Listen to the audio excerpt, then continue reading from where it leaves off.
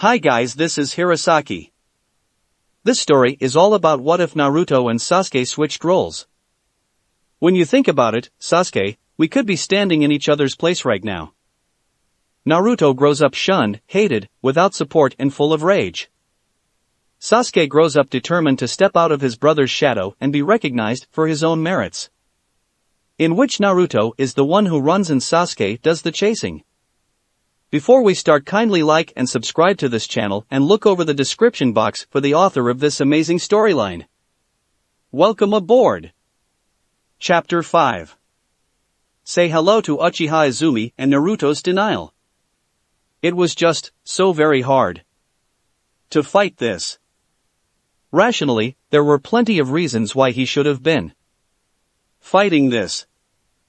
Naruto hadn't spent the first 10 years of his life completely on his own to start relying on other people now. It was dangerous, precarious. They could pull the rug from under his feet at any time. They, or their parents, families, teachers, mentors, Hokage, could decide one day that enough was enough, that hanging around Naruto was just no good, and not talk to him or approach him ever again. It had happened before. He hated himself a little for not fighting it anyway. He'd fallen for it so many times. When he was younger, he'd done countless pointless actions and challenges, agreed to the dumbest errands and the worst pranks, with the hope that it would finally get him accepted by someone. He'd swore to himself many times that he would stop falling for it, but the appeal was too strong. Until at one time when trying to retrieve a trophy of battle in the forest had nearly gotten him killed by enemy shinobi, and the boys who had sent him to his death had laughed it out while some chunin told him off for being so reckless. Naruto had stopped after that. Stopped trying to make friends, stopped trying to get any positive attention. He decided that he would just get strong and fight anyone who tried to hurt him. It had worked out well. With Sasuke and Sakura it was more insidious. He needed someone to help him train. He wasn't getting a mentor anytime soon, so his dumb classmates had to do. The problem was they were so damn nice about it. He thought Sakura would quit upon realizing that his problem with ninjutsu ran far deeper than just some lack of practice, but it was the opposite. She was now passionate about figuring out what the hell was wrong with his chakra control. He could tell she needed something to focus on, other than herself. He was too desperate for her to actually find out why he couldn't perform the most basic techniques to call her out on it. As for Sasuke, Naruto couldn't believe it at first, but Sasuke was trying to become his friend. Not at the academy, of course. Sakura was still the only one who approached him, and they didn't even share a word or even a look. He didn't mind acting as a protective shield to her. It made it easier to deal with it actually, assuming that she stayed by his side because she needed something out of him, and not because something else. So, at the academy Sasuke was as aloof as ever to the both of them. Naruto wasn't sure he cared all that much about school hierarchy and social convenience. It's more that Sasuke's social interaction quota was very low. Hanging out with people without a specific purpose was too much for him. Also, Sakura didn't want to be seen anywhere near him, so there was that. What was Naruto supposed to make of the fact that Sasuke kept inviting him to get a snack after their training then? That he bought sweets and drinks for the both of them, the three of them now, often enough, without question, without ever commenting on the fact that he had to because the shop owners refused to serve Naruto?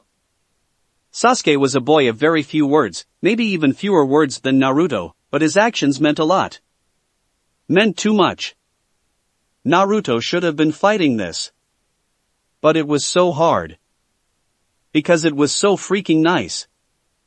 Even if it was only for a few hours between the end of class and dinner time, even if it was in a remote location with no one around because they had to sort of keep it a secret, even if no one else knew, even if they ignored each other the rest of the time. For those few hours, Naruto wasn't on his own. He wasn't getting insulted or mocked. He didn't have to keep all his hackles up. He knew it was bad, that he couldn't get used to it, that it was dangerous for him, but he was helpless to fight it. He just wanted to enjoy it. Just for a little while. While it lasted.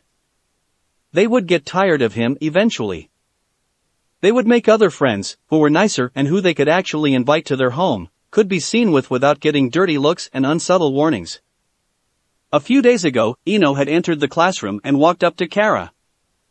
He had grabbed the girl's bag and tapped an explosive tag to it before hurling the thing out the window. The scandalized scream of Kara had been covered the sound by the tag exploding, shredding her possessions to pieces. She'd made to take it out on Ino, but Ino was easily the scariest girl of their whole year. She'd look Kara dead in the eye. "Careful," she'd said, "I know what you did." And then she had pointedly sat next to Sakura on their desk, glaring Kara and her friends to death the whole time, who hadn't dared do or say anything. Sakura looked less depressed and gloomy since then. It was good thing. The two girls still weren't talking, but it was only a question of time. Every day Naruto expected them to have moved out of his table and rejoined the regular world. It hadn't happened yet, but it would soon, once the ongoing war between the various groups died down and they remembered that they could always unite in their common dismissal of Naruto. They didn't need him. And he didn't need them either. He didn't need anyone. At first, Sasuke didn't like Sakura. She wasn't annoying or mean or anything, but she was always there. He honestly thought she would drop out after 3 sessions, but he had underestimated her endurance and determination. She came, days after days, weeks after weeks, to get her ass handed to her for hours on end. Sometimes she broke down and got angry, started to yell or cry, but Naruto remained unfazed. He waited in silence until she calmed down, and she was ready to go again when she did. She was even starting not to suck so hard. So, she was always there, and he couldn't explain to himself what was so bad about it. It gave him someone to talk to that wouldn't rudely ignore him, and that wouldn't try to break his bones with every hit when they spared. Puzzled, he had taken the issue to his mother.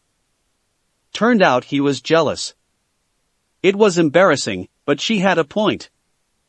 Sasuke liked the idea of being Naruto's only friend, of being the only one with the privilege to approach him without getting his head bit off. He recognized, though, that it was selfish and not very nice. His mother encouraged him to see it from the other boy's perspective. He now had 2 friends, where he had 0 a few months ago. So how much as it annoyed him that Naruto's attention was now split in 2, Sasuke admitted that it wasn't so bad. It didn't help though that Naruto knew about what had happened to Sakura, and he didn't. He had gathered that the blonde was even involved in some good way, but Sakura remained stubbornly tight-lipped about it, and Naruto, it wasn't even worth asking him anything. Whatever had happened, it had created a closeness between them that Sasuke felt excluded from. But he wasn't a kid anymore. He wasn't about to get petty or upset by something so stupid. They could have their secrets if they wanted. He was happy Naruto had someone else who was nice to him. He was.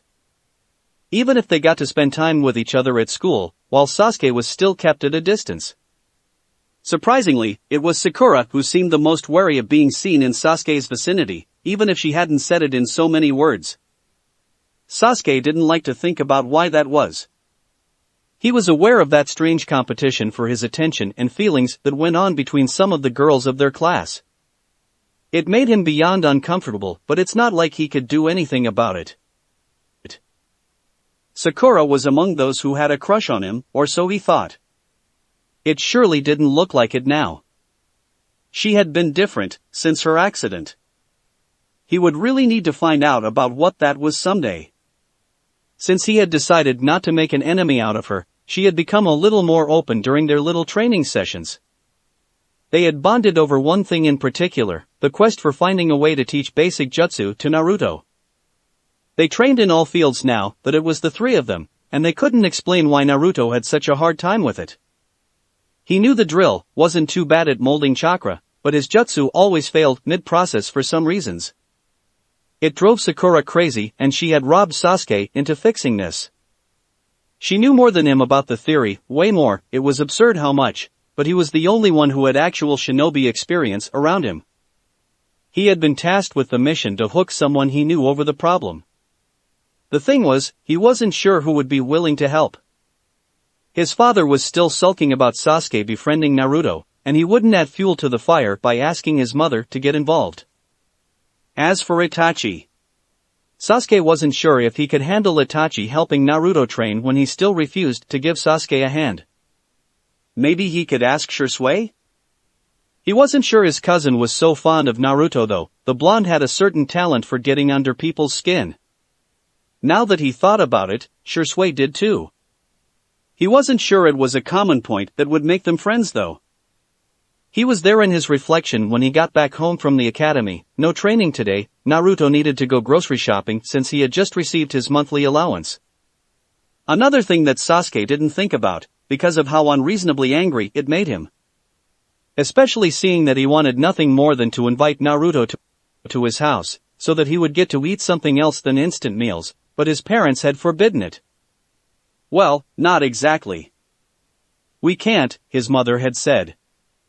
Like they had no say on the matter.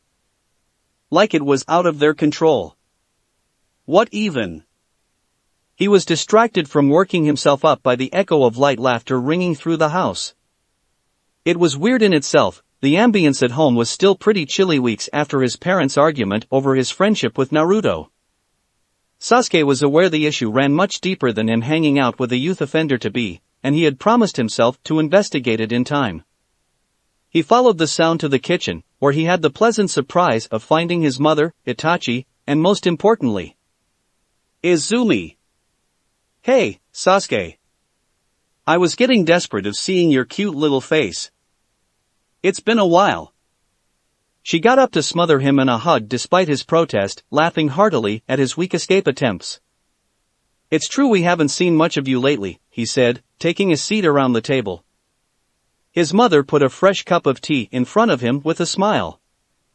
She seemed happy, and Sasuke couldn't only be grateful for Izumi's presence. I know, I've been busy since I made shunned. I go on a lot of missions with Anko. Ah, yeah, I heard, his mother said. She's treating you all right? Well, she's ruthless, that's for sure. But she's so cool. And strong. And she likes to have all-girl teams for her infiltration missions. It's pretty nice. She's requested me personally a couple of times. Izumi beamed with pride. She had only been a chunin for a few months, and she had already caught the eyes of a jounin. An all-girl team. That must be nice. Mom. What? I'm surrounded by boys all day here, it sounds like a dream. Izumi laughed as Sasuke pouted. His mother smiled warmly and ruffled his hair even as he tried to dodge. I'm happy for you, Izumi, she said after she was done ruining his hair. And proud. I'm sure your father would be too. The girl ducked her head, a light blush reddening her cheeks. Thank you, Makoto. She seemed sad for a second, lost in painful memories, but she recovered quickly to focus on Sasuke. What about you, little brat? How is it going at the academy? I'm not a brat. Oh, you sure are. He grumbled that she was always making fun of him, but he told her about his study nonetheless. He liked her a lot and he had missed her for real. Compared to all their other relatives, she was the most open and friendly. She was very warm, much more than the other Uchiha, even more than his mother. When she asked about him, she always seemed interested for real. She asked for details and made helpful comments. She was one of the only people in the world that didn't make him feel like he was Itachi's brother, despite them being friends first. Ah, yes, I've heard about that Naruto. A little troublemaker, right? He's not that bad. Sasuke exclaimed. Her eyes widened in surprise and he looked away, embarrassed by the outburst. I didn't mean it in a bad way. Sorry, she said easily. That was another thing he liked about her, she was patient and caring, and she rarely got angry. She had an understanding of people he couldn't hope to get and had rarely seen in others too. I'm sorry too. It's just, people say a lot of mean things about him, but they're wrong. He's not that bad. He's just lonely. It all came down to this in the end. It wasn't that hard to get. Naruto didn't know what to do with people. He was even worse at it than Sasuke, than Itachi even. He was always wary, always assuming the worst of the ones who approached him. Sadly, they often proved him right. Right. Are you two friends then? I don't know. I'm not sure. I'd like to be, but... He doesn't want to? That's not it. Maybe he does. But he's scared. He looked at his mother, before nodding. Yeah, that made sense. Every time he enjoyed himself a little, every time he relaxed a bit with Sasuke and Sakura, he always tensed up after a moment, worried like they were going to suddenly lash out. Say, Sakura, do you think Naruto is our friend? He had asked the girl a few days before, as they watched him storm off right after congratulating her for a good hit. I think he's our friend, she'd said, but we're not his. Her parents refused that she invited the boy to their house too. When she had announced it to them, confused and apologetic, he had shrugged, careless, with a told ya that had given Sasuke the urge to punch a tree. He doesn't want friends, Sasuke confirmed. He says it all the time. But at the same time, Naruto got that look on his face sometimes when they were together. A little odd, a little disbelieving. Once Sasuke had taken his face into his hands to check for injuries because he'd hit him hard with his feet, and Naruto had looked so lost. He'd frozen completely under his touch, and Sasuke had seen fear in his eyes, for just a second. Fear of his hands, so close to his face, of that sudden proximity. Sasuke had honestly thought he was going to cry. He discovered quickly that friendly touches always had the same effect. The same element of surprise, of novelty. It sucked. It sucked massively. If he's always been on his own, it's normal that he tries to keep you at bay, Izumi said. Keep trying, okay? Don't give up on him. She cast a furtive look at Itachi, who was following the conversation in silence. Sasuke nodded seriously. I won't. She gave him a warm smile he couldn't help but respond to. She always made him feel better about things in general. Oh. Say, Izumi, do you think you could help us sometimes? With what? Naruto's having trouble with ninjutsu and we can't figure out why. Maybe you could give us a hand? You're good at ninjutsu. And you have the Sharingan. Maybe you'll see something. Izumi exchanged a loaded gaze with his mother, and for a second he was convinced she was going to refuse for whatever flimsy reason she would come up with. But after a silent conversation conveyed through looks only, she nodded. Why not, if he's on board? I shouldn't be going on missions for a while, so... Really? Thank you. Sasuke saw Itachi tense up by his side, but he ignored him. It was his fault if they didn't hang out together anymore. Sasuke didn't have to feel bad about it, or about asking someone else's help. I'd better go now, Izumi said after gulping the rest of her tea. Don't you want to stay for dinner? Thank you, Makoto, but my mother will surely cry if I try to dine out for the next 3 weeks, at least. She just misses you, his mother said, indulgent. Another time? Both of you are welcome here. Izumi's smile dimmed a little as she nodded. Sasuke knew that it wasn't exactly true. Izumi's mother had left the Uchiha clan to marry an outsider, and even if they both bore the Uchiha name and lived in the Uchiha district since the man's death, they still endured a form of rejection from the rest of the clan, who had not forgiven the offense. Sasuke thought it was super stupid. Sasuke, go wash up. Dinner will be ready soon. Yeah. Bye, Izumi. I'll see you soon, right? You bet, little brat. We'll find a moment, promise. Goodbye.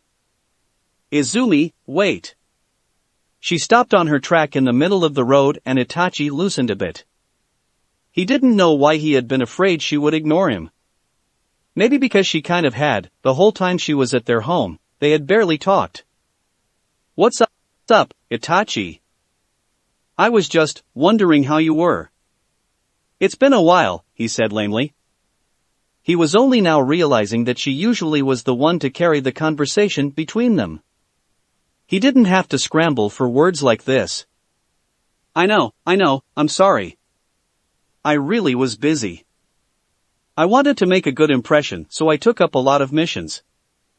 I train a lot with some of the girls too.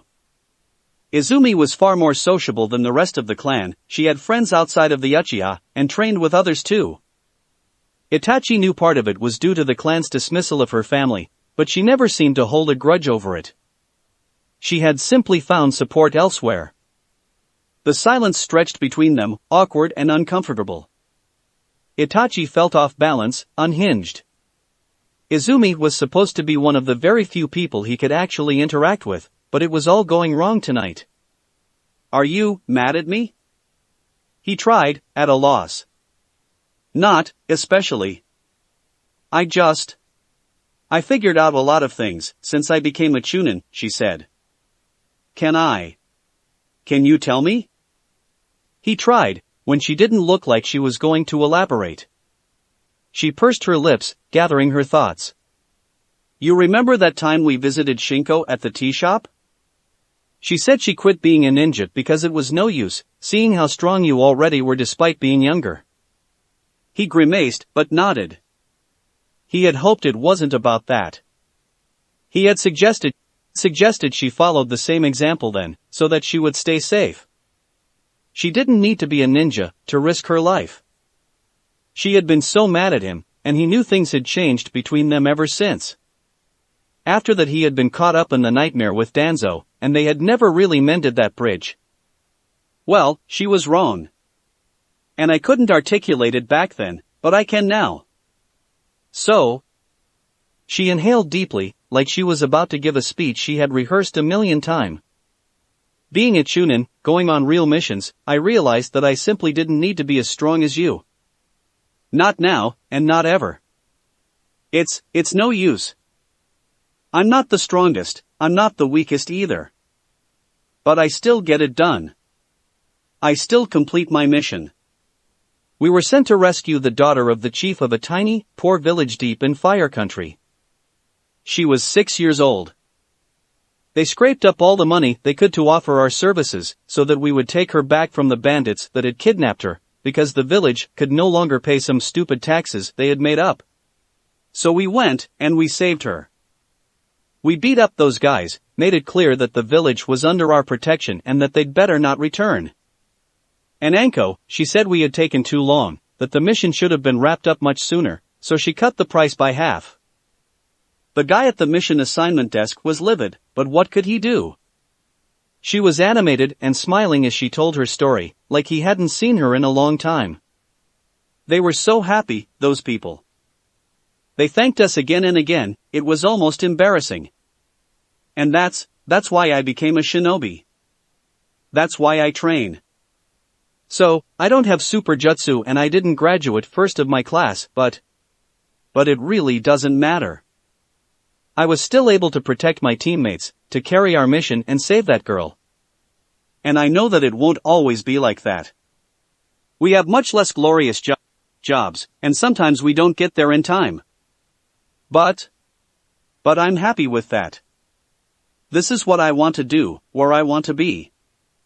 And since you can't understand that, I can.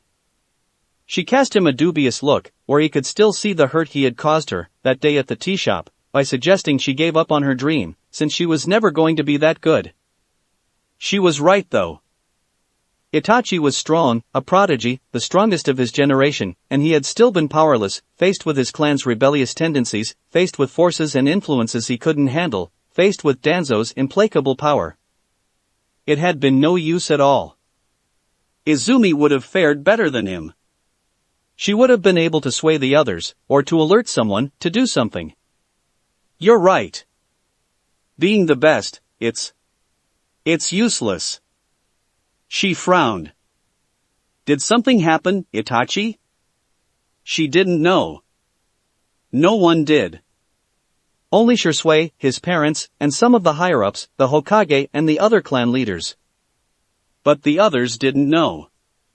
They didn't know how close they had come to a complete disaster, to a terrible end. They didn't know that Itachi was a traitor and a monster. He said nothing. And still she took a step forward, still she wrapped her arms around his shoulders to pull him into a hug, like she understood anyway. He stayed still, arms hanging limply, barely able to move his head so that he could rest his forehead on her shoulder. It's true I was pretty mad at you, she whispered in his ear, but we are still friends, Itachi. I care about you. I'm not giving up on you. Just like she had told Sasuke. Itachi knew he was hard to deal with, hard to befriend, hard to love. He would have understood, if she did give up on him, it would have been fair.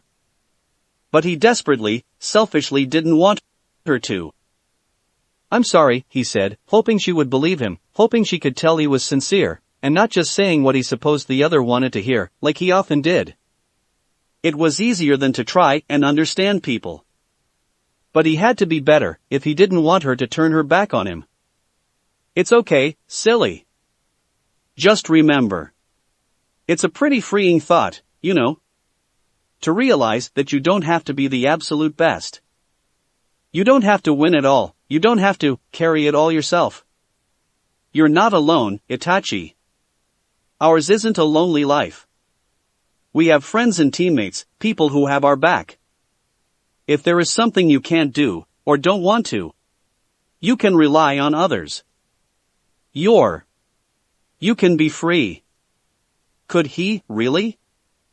When he was only realizing now how much he wasn't. He had never felt like he was acting in spite of himself, like he was being forced to do things. It's not that he didn't want to be an Anbu, to train so hard. The thing was, he had no idea what he did, or did not want. He had always just gone with the flow. You're not an Anbu anymore, right? She asked, releasing him so that they could face each other. He nodded.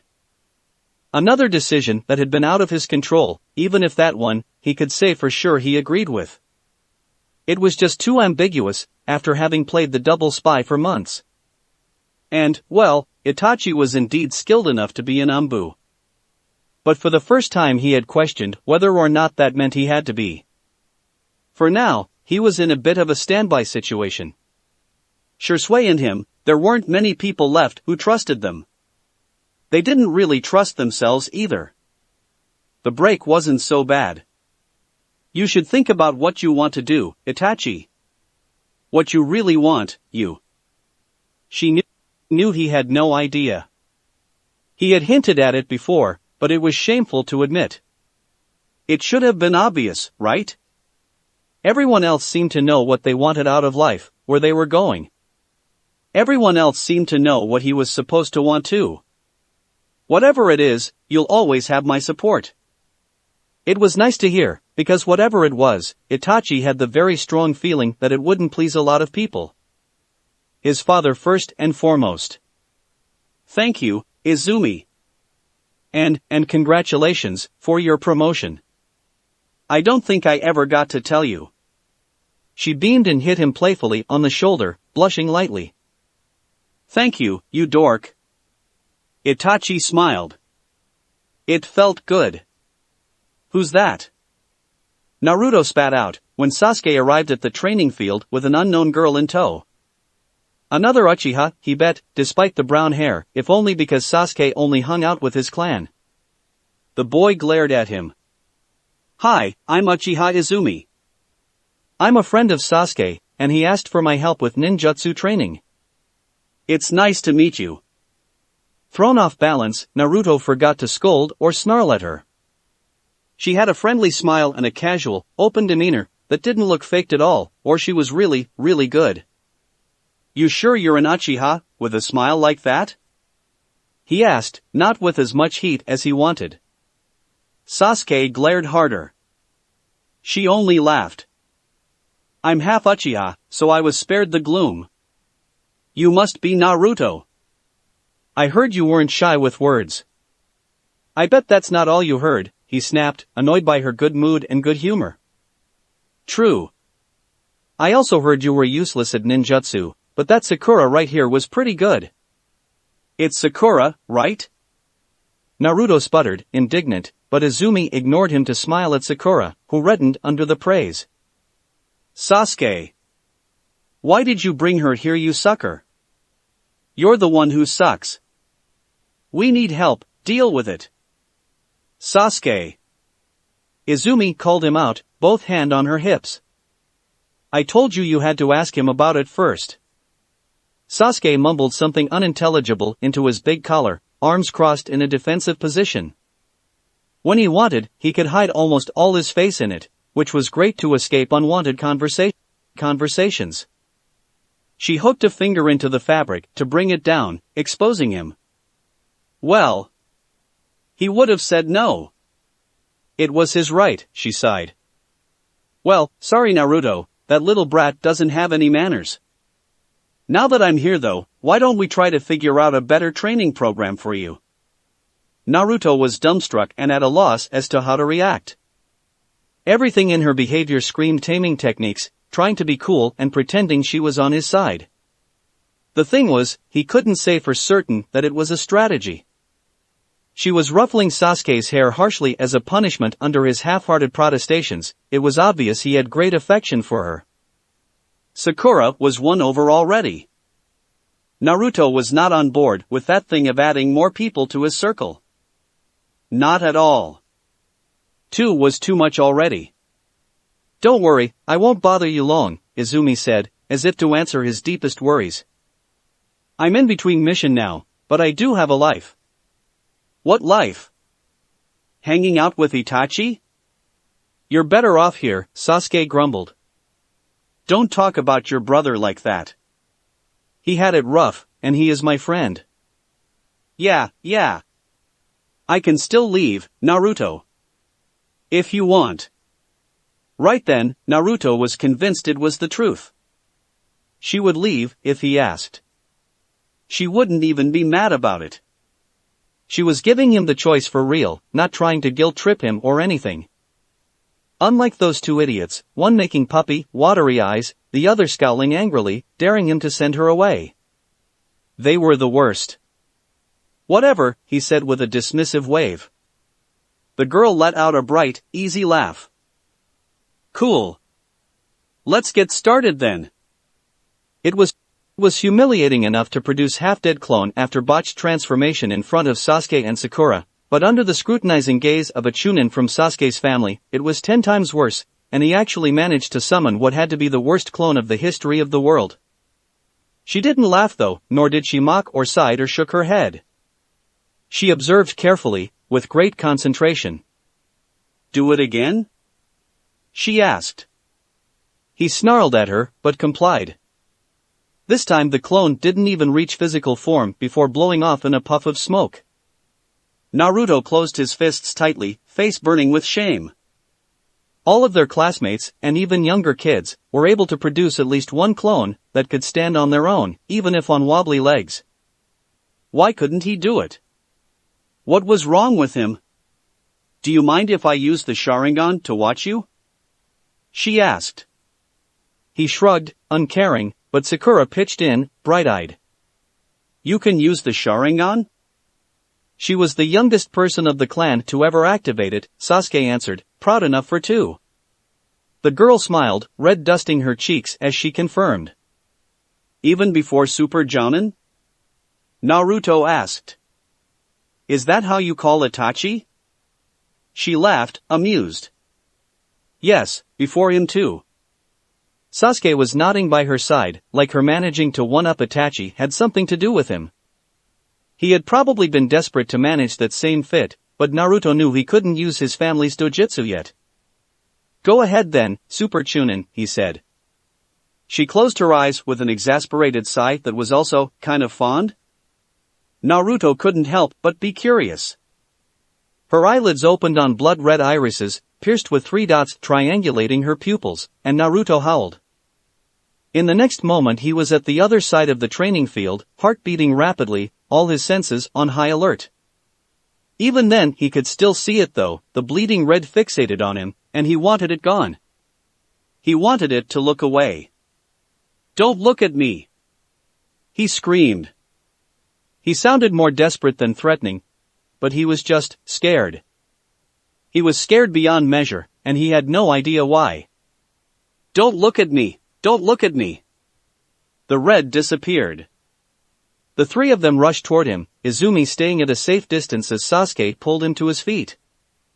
Naruto kept his eyes fixated on the ground, still shaking slightly.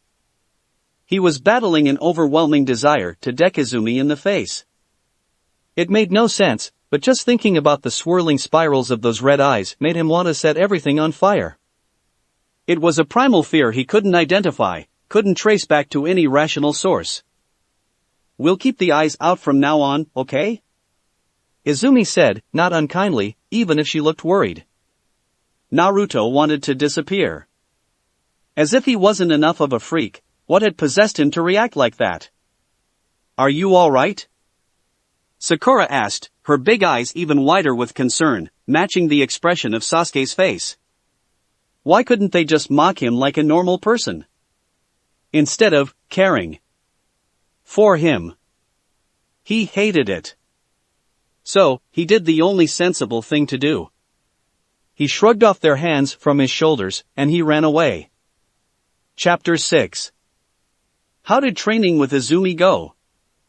Makoto had wanted to wait for Sasuke to broach the subject on his own, but whatever had happened, it had made him broody and sullen. Which wasn't that worrying in itself, it was his reaction to most things, including the smallest inconvenience or things that weren't even bad. She felt a bit guilty about how eager she was to hear from Naruto through him, but it was all she had to get close to the other boy. She had learned to live with the rage and grief that caused her, but lately she had been thinking that maybe she shouldn't have. She should have fought this more. She should have banged her hand on the table, demand the boy's guardianship and not let go until she had it. But things were so tense at that moment and she had put her family and her clan first. By the time she had realized no one else was going to step in, that everyone had turned their back on Kushina and Minato's son, it was too late. "It was fine," her boy mumbled, picking at his rice without eating.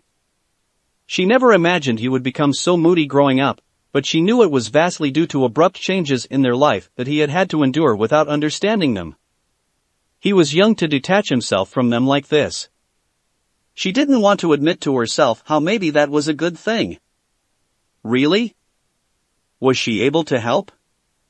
She says Naruto's probably too stored up with chakra to use it properly. Like, he has a lot of it, way more than any of us, so the academy training doesn't work for him. She hid a smile, she had been the one to put Izumi on that line of thoughts. The girl had asked for advice before going out to help them. Makoto had told her that regarding Naruto's lineage and the reputation of his clan, it was the most likely explanation. Kushina had struggled with it all the same, unable to perform very low-level jutsu because she didn't have control refined enough to use so little chakra. Izumi had asked if that would be the explanation, and not Naruto's condition, as she had put it. It angered Makoto so much. Izumi wasn't supposed to know, but it was probably the worst-kept secret of the whole village, which was saying something, because badly kept secrets, they had plenty. Makoto had comforted herself with the knowledge that Naruto wouldn't suffer the consequences of the Kyuubi sealed inside him, but she had been terribly mistaken. It was an open secret that wasn't secret at all. Only the youngest didn't know, and still knew to stay clear of him, thanks to their parents. It was handled casually, without care, despite the prime reason for it being kept under the radar being Naruto's safety. But who cared about that? Half the village hated his guts and wanted him dead. The other half would look away if that happened. "Are you okay, Mom?" She snapped back into the present to address the concerned looks Itachi was throwing at her. He knew too, she was sure. With all the confidential information he had been privy to, it was an illusion to assume this wasn't among the pile. He had still encouraged Sasuke to stick to Naruto's side if he wanted to. She was grateful for it. Itachi was old enough when the Kyuubi had attacked to remember some of it. Now that she thought about it, Izumi was too. Her father had died protecting his family that night, she had awakened her Sharingan out of sheer fear and anguish. And yet, she had agreed to help Naruto. Why were those unfinished kids better than all the adults around them? Makoto was ashamed of her generation, of their close-mindedness and cruelty. Damn, what would Kushina think of them? Think of her. I'm fine, sorry. Fugaku stayed silent, face hidden in his bowl. Her victory over the matter of Naruto and Sasuke's friendship tasted bitter on her tongue because of how unwilling he was to forgive her about it. It was her own fault, really. She had never gone against him, never pitched in any way. She thought she had to leave the politics to him, focused as she was on raising their kids. But in a life like theirs, the two were irremediably linked. Proof enough, Itachi had. She closed her eyes, inhaled deeply. Now wasn't the time to think about that again. There is something, Sasuke said, putting his bowl down. He cast a furtive glance at his father and the animosity brewing there promised some spectacular fights once Sasuke was a teenager. She hadn't pegged him for the one who would rebel against them, but now that she was seeing it building up, it seemed inevitable. Fugaku hadn't drilled the clan's values and interests into Sasuke like he had with Itachi. Something he's surely regretting now. Something did happen. And I can't explain. But it feels important. I don't want you to get mad though. It's not Naruto's fault. He did nothing wrong. What is it, Sasuke?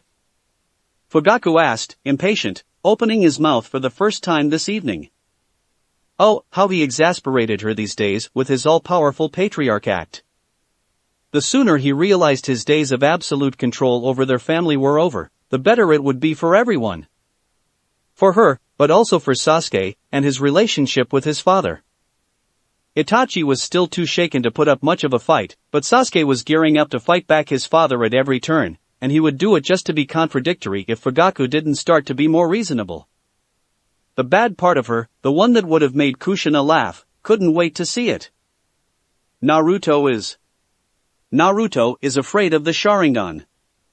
All thought about laughing deserted Makoto's head. Izumi tried to look and I don't know. He freaked out. And it's weird, because he'd never seen it before. He said it. And it's not like he just thought it was creepy or anything, he was really scared for real. People being uncomfortable when faced with dojutsu was nothing new. This was something else entirely. She made eye contact with Fugaku, and for once they were on the same page. She could see the same gears turning in his brain, the same worry in his eyes. The same fear. Did he say why? Fugaku asked, making a good effort to hide his turmoil and impatience. No. He ran away. But he asked her not to look at him. Sasuke seemed shaken by this too. Makoto could understand, the Sharingan was the pride of their clan, the thing all their kids looked forward to as they grew up. That Naruto would be wary of it had to upset him greatly, especially if he didn't know why. You did good by telling us, Sasuke, she said gently. He's not in trouble and we're not mad, don't worry. But why would that be? You didn't see him, Mom. He was so defensive. Like Izumi was going to hurt him. Itachi was silent and stoic by her side, but he was staring at his father with unblinking eyes, studying him carefully. I don't know, Sasuke, she said, and Itachi looked at her then. And he knew it was a lie. But how was it possible that the boy could feel it? How close the fox had to be to the surface, that he could transmit the danger of the Sharingan to his host? And really, fear?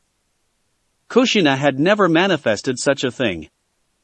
Sure, the Uchiha were technically able to control any creature, including the tailed beasts, but apart from Madara, no one had ever actually done it. Right? You'll just have to be mindful of using it around him, she said, trying to reassure him.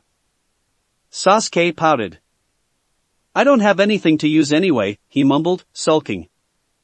She smiled fondly. Acquiring the Sharingan was a competitive race for all the children of the clan. Sasuke wasn't late by any mean, but he was already older than Itachi when he had awoken his, and that was enough to make him bitter. She was a bit worried about that competition between them, especially since Fugaku, despite all her nagging, made no effort to temper it. He thought it was good for Sasuke to have Itachi as a goal to reach, but it wasn't like Itachi had gotten as far as he had just by hard work and strong will. He was gifted, more than anyone, and it was a blessing as much as a curse. There was no point in Sasuke comparing himself to his older brother. And given what had happened, she wasn't so keen on the idea of Sasuke following his footsteps either. They finished dinner quickly, Sasuke bolting despite his father's protestations. Instead of disappearing to his room or to the study as usual, Itachi lingered in the kitchen. "Isn't it strange that he would manifest that fear?" he asked Fugaku bluntly. He was slowly growing more confident in his voice and his opinion, something her husband had a hard time handling. "It is," Fugaku admitted reluctantly, probably regretting not being able to avoid the subject entirely. Itachi wasn't supposed to know about that either, but well. Was it such an open secret that he didn't feel the need to pretend he wasn't in on it? It was depressing. "Maybe we should look into it," Itachi pressed. She knew what he wanted his father to say. "We will." Itachi stared at him, insistent, unblinking. She waited with impatience, to see if Fugaku was going to concede, to take that step toward him. "We will," with the other's help, he finally conceded. It was like pulling a tooth, but Itachi seemed satisfied, as he disappeared from the room a moment later. "Will you?" she asked, harsher than she intended. "The next clan heads meeting is next week. We'll talk about it then." She nodded. She would make sure of it. She would be there too. Izumi was a genius. It had to be it had to be. The more Sakura looked into it, the more she was convinced the girl had been spot on about Naruto. It would explain everything really, why he seemed to have the handle on the theory but still failed all his ninjutsu, even why he could still perform transformation. An excess of chakra wasn't a problem for this one since the chakra looped around the body of the caster. With every other technique, the amount of chakra poured in was determinant to the result. It had to be it, but she didn't know how to confirm it. They had to know how much was a lot, exactly. How much chakra could Naruto yield, how much more than them? There were devices that could measure up that kind of things, but nothing available to academy students. She had discussed it with Sasuke, who was by far the most resourceful of them, but he didn't seem confident in his ability to convince someone in his family to hand him sensitive equipment no question asked. And in that case, questions asked would probably make it worse, if he had to admit he needed it for Naruto of all people. But maybe Izumi could help? Izumi was amazing. If they solved this, it would be a win. Having too much chakra could barely be considered an issue. Sakura could teach Naruto to be more restrictive in his chakra use, and then he wouldn't need her any longer. She shook her head to get rid of that line of thought. She genuinely wanted to help him, and she would be happy she had, regardless of what came after. Deep in thought, she had walked all the way to the academy without even noticing. Most of the gut-wrenching anxiety that had made going to school a torture for the first few weeks after the incident had receded, both because Naruto had been acting as an unofficial bodyguard and because recently, Ino had kind of assumed the role too. Sakura didn't know what to make of it. They still didn't really talk? But Ino often sat next to Sakura, so that she was sandwiched between the two blondest and scariest students of their class. It's not that Ino was giving the cold shoulders to the other girls of the class, or even just ignoring them. She was downright hostile, picking up fights with Kara and her band on a regular basis, ever since the day she had blown up Kara's bag like a psycho. It made little sense to Sakura, but Ino had always been prone to sudden whims and abrupt mood swings. Sakura was just glad they were sort of hanging out again. It was early, the classroom was mostly empty. Sakura spotted Sasuke keeping to himself in his corner of the room, and she managed to reply to his slight nod but made no move to approach him. She could tell he wouldn't have minded them talking to each other at school, even suspected he was kind of jealous she got to talk to Naruto, even if Naruto said a maximum of 5 words on his best days, but she couldn't help being afraid of Sasuke. Well, not of him, but of what them being seen interacting in the smallest way would bring down on her. Sakura was getting steadily stronger by virtue of Naruto beating the shit out of her on a regular basis, and keeping a consistent training, which was the only way to go about getting better really, but she was nowhere near strong enough to defend herself yet. And there wouldn't always be a blonde to stand between herself and the meanest of their classmates. Besides, who was to say which side Sasuke would take in the matter? Between Kara and her? Kara was an Uchiha, and if Sasuke wasn't as vocal as her about the pride that fact brought him, it was still an integrant part of his personality and values. If he knew what they'd done to Sakura, what would he say? She didn't want to find out. She sat down next to Naruto, who was sleeping at his usual desk. She didn't know when he went home and when he slept. He was always there when she arrived, always staying at the training ground after she left.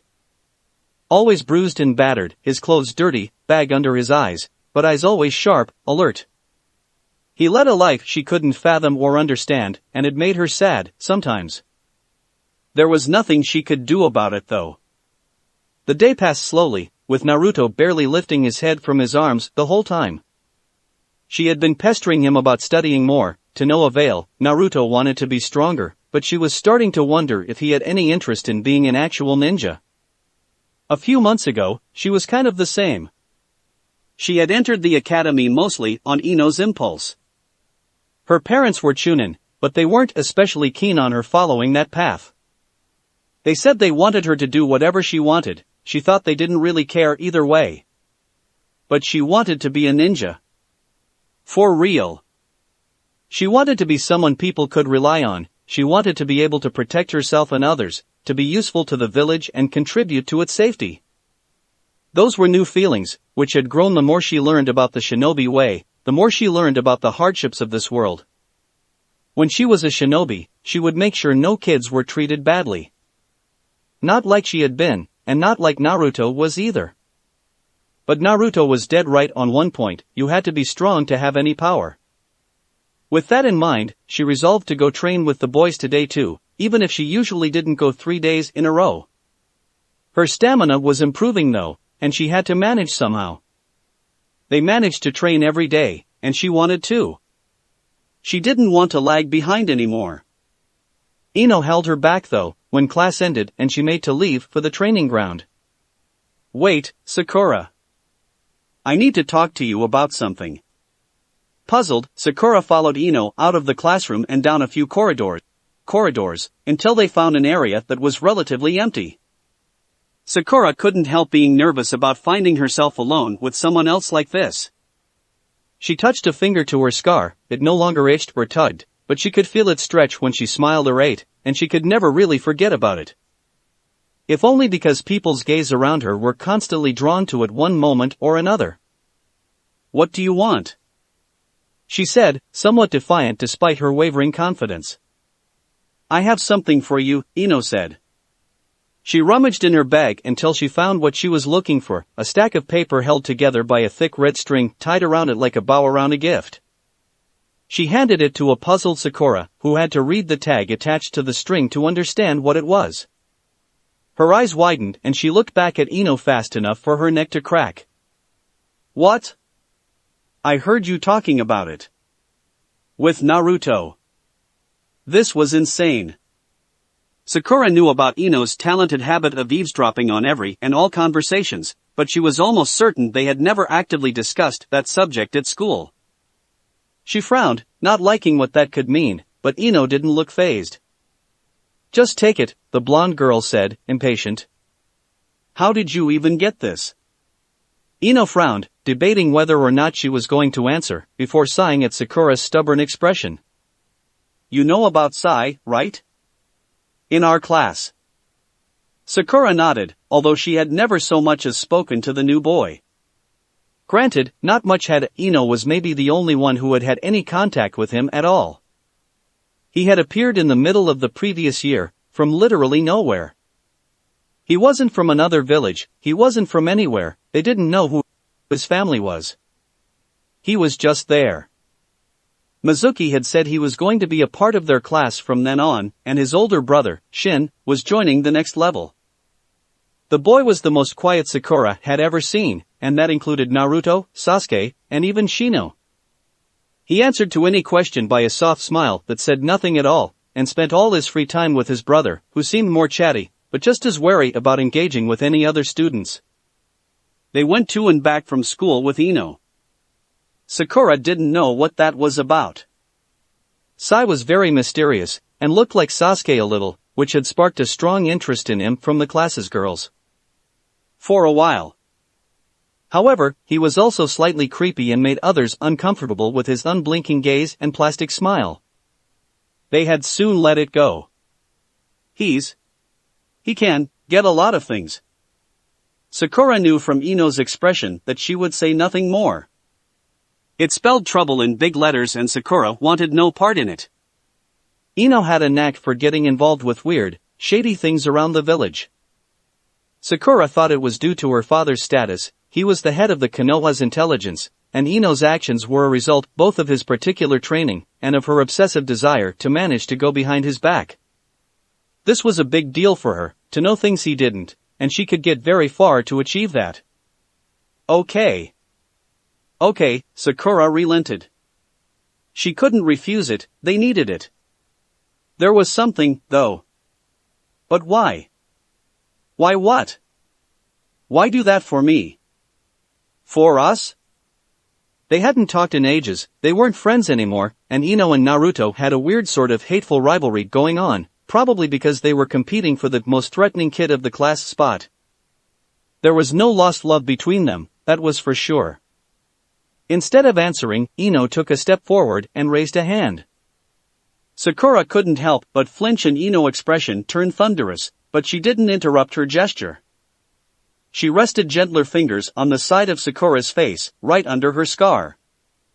It's my way of thanking him. I know he was there when I wasn't. Sakura was frozen in place, completely thrown off balance by the rage and the regret she could see on Ino's face. Ino had blown up Kara's bag. No one knew why, she had said nothing about it. Well, Shikamaru and Shoji knew, probably, but it's not like they were going to talk either. Did that mean? Was that, for her? You need to get stronger, Sakura, Ino said with a hard tone, but it wasn't nearly as biting or mocking as how she used to say it, back when they hung out and she would outdo Sakura in absolutely everything. I know. I will. She put the stack of papers in her bag, careful to hide it under the rest of her things, just in case. Ino took her hand away, turned around, and left. Come on. You're getting sloppy. Sasuke would have yelled back that it was Naruto who was being exceptionally vindictive today, but he didn't have enough focus and lung capacity while they were sparring like this. He'd been backed into mostly defending because Naruto was more ruthless than ever, almost enraged. He had jumped Sasuke as soon as he'd set foot on the training ground and had been attacking relentlessly, apparently determined to pummel Sasuke into the ground. Ever since their session with Izumi, Naruto was being harsh and vicious, more so than usual. He had refused for the subject to be broached in any way, apart from refusing to see the eyes again. Sasuke had a feeling that he didn't want to explain why because he didn't really know himself. Hey boys.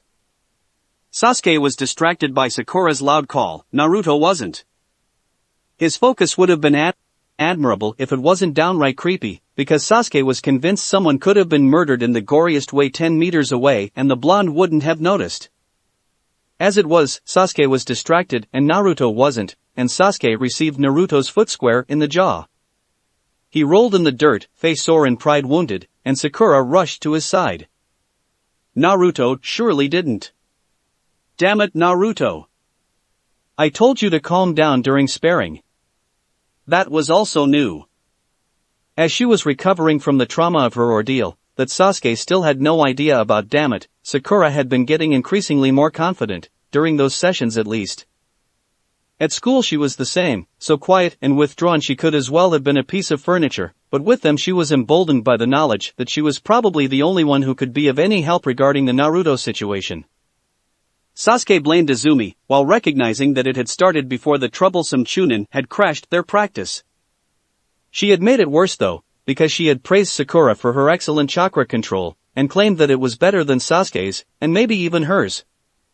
Boy, what hadn't she said?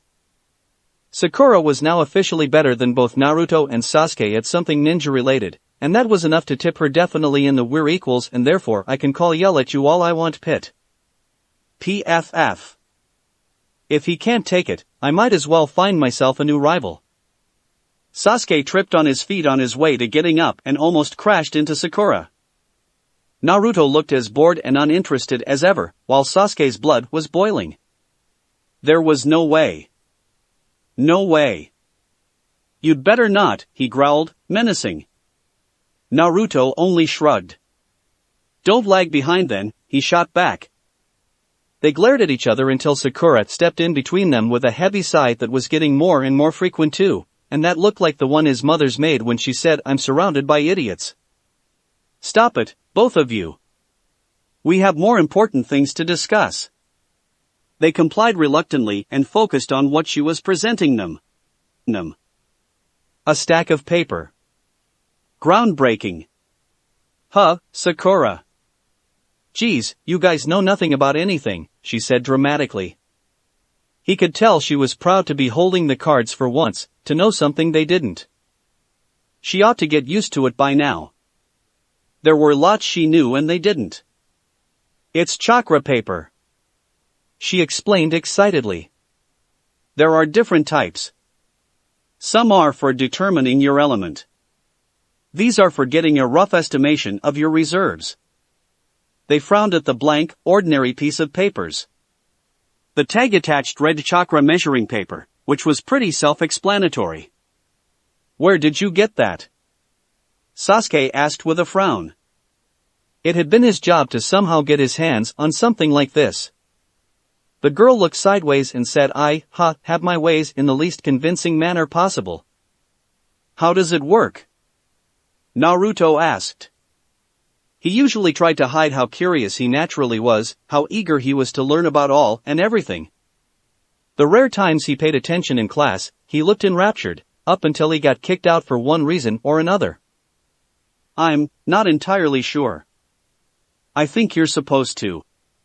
Hey trouble kids. What are you up to? The three of them jumped out of their skin and bumped into each other under Shirsue's earthy laugh, while Izumi smiled sympathetically and Itachi didn't react in any way.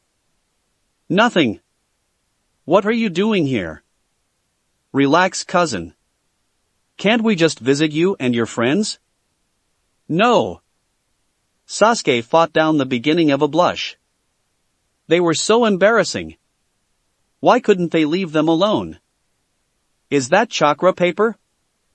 Sakura was frozen in place, looking like a wild animal watching kunai come to its face. As Itachi pointed to the stack, she was holding hard enough to fold it. Itachi didn't seem to notice the effect he was having on her, but Izumi did. Step back, Itachi. You're scaring the girl with your gloomy face. It occurred to Sasuke that Sakura had never met his brother, nor his cousin, and that he would have very much liked to keep that from happening. Kids are wild these days. What are you doing with this? Shursui asked, his usual lazy smile in place. Nothing. Please leave. Oh, so you don't need help with that? Sasuke opened his mouth, but they did, indeed, need help, didn't they? He snapped his mouth shut and buried inside his collar, Shursui laughing yet again. Peeking above the fabric, Sasuke cast a worried glance at Naruto, who hadn't said a word since the intruder's arrival. He was eyeing them warily, alternating between the three of them like he couldn't decide which one he was supposed to worry about the most. Sasuke wished he didn't worry at all. It's pretty simple, Izumi said, and with an engaging smile, she pried a paper out of Sakura's hands. Sakura glanced at Sasuke's briefly, looking for support, and he nodded slightly. It's not like they were going to let it go anyway. You just hold it, and pour some chakra into it. Like this, Izumi said. A second later, blue light shone briefly between her hands, and they peered curiously at the paper. The sheets were squared, about the size of a weapon pouch, but the one she was holding, instead of being blank, was now sporting an irregular circle the size of a plum in the middle. Here you go. There's probably a chart or something to measure it properly, but mostly you do it by comparison. Come on, try it, she told Sakura. The girl hesitantly took out another sheet and repeated the process. The circle was much smaller this time, barely half the size of Izumi's, but it was perfect. Sakura looked down, shoulders hunched, looking embarrassed, before Shursui took a look. Well, girl, your control is off the chart.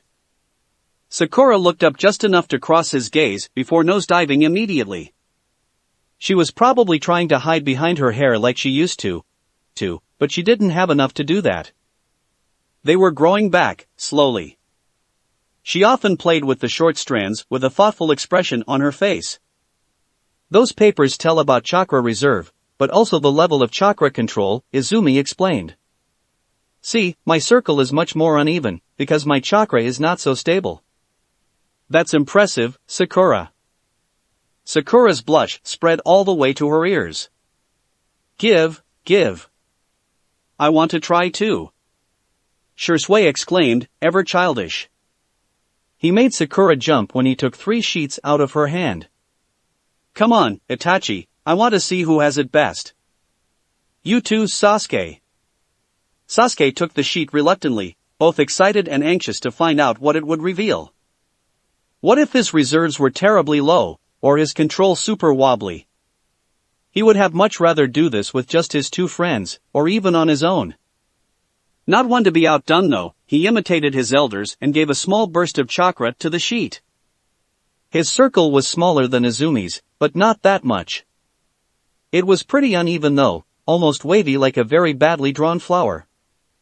Ouch, Sasuke, you'll catch up to me soon if I'm not careful, Izumi said with a smile.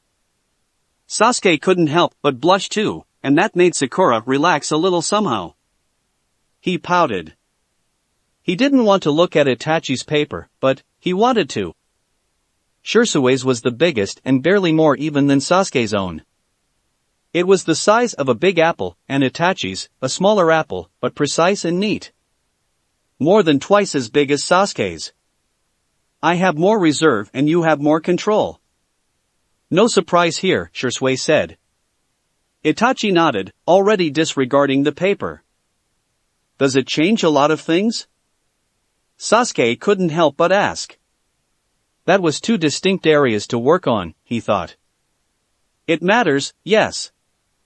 Itachi and I guess we're roughly the same in terms of stamina, because I have more chakra, but since I don't use it so well, I spend more than he would for the same jutsu. Chakra control amount to the chakra you lose when you perform ninjutsu. Between you and Sakura, she would need much less than you to make a clone, for example, so she could make more with less. Since she doesn't have much, it makes a huge difference. Sasuke frowned, thoughtful. That made sense, and matched what he remembered from class. Sakura was nodding eagerly, probably familiar with all that already. That nerd. Sasuke caught Naruto's gaze then. He looked supremely uncomfortable, but also very curious, as he eyed the stack in Sakura's hands, smaller now than it was a few minutes ago. He didn't want to talk though, probably didn't want to bring the attention on himself. He was standing by Sakura's side, as far as possible from the Uchihas of the party, all 4 of them. Sasuke couldn't have that. Naruto could be wary of his dumb relatives all he wanted, but he had no reason nor right to be wary of him. So, he crossed the group as casually as he could and took another sheet without making eye contact with Sakura. He handed it to Naruto without a word. Naruto glanced at the others, but they were either oblivious or smart enough to pretend like they weren't paying attention. He finally took the paper, repeating the exercise they had all partaken into. Nothing happened. His frown deepened. It was crazy how it was always possible, just when Sasuke thought it couldn't possibly get worse, and blue chakra danced at his fingertips, but still the paper remained blank. Sasuke cast a distressed look back at Izumi. Naruto was getting frustrated, and Sasuke didn't want him to be disappointed or angry. Naruto was bad at chakra control, but he couldn't be that bad that he couldn't activate a device they used on toddlers. Izumi took a few steps toward them, but stopped when Naruto snarled at her, daring her to approach. The sheet was crinkling in his too hard grip. I think. The full force of Naruto's glare killed Sakura's words in her throat, so she just pointed at a corner of the sheet. There was a single line, cutting the corner in a minuscule triangle. What the? Just a minute, Itachi said, cutting off Naruto's profanity. He reached into his weapon pouch and took out a brush and an ink stone, before hanging a hand toward Sakura. Can I? He asked as an afterthought after she flinched slightly. She gave a small nod, and he took 4 sheets that he laid on the dirt, as to form a bigger square. He drew 4 small ink signs between each sheet. When he picked them up again, they were sticking into a big one like he had just glued them together. Try again, he said to Naruto. The boy eyed him for a long, uncomfortable moment, before taking the sheet with 2 fingers. Chakra sparked. If Sasuke's circle was wobbly, this one was so jaded an irregular circle was too generous of a term for it. But most importantly, it was now obvious why it hadn't shown on the single sheet. It was too big to fit on there. They stared at the shape the size of a dinner plate in complete astonishment. Naruto's eyes were wide and his lips pinched, brows furrowed in confusion. There was nothing to be confused about though.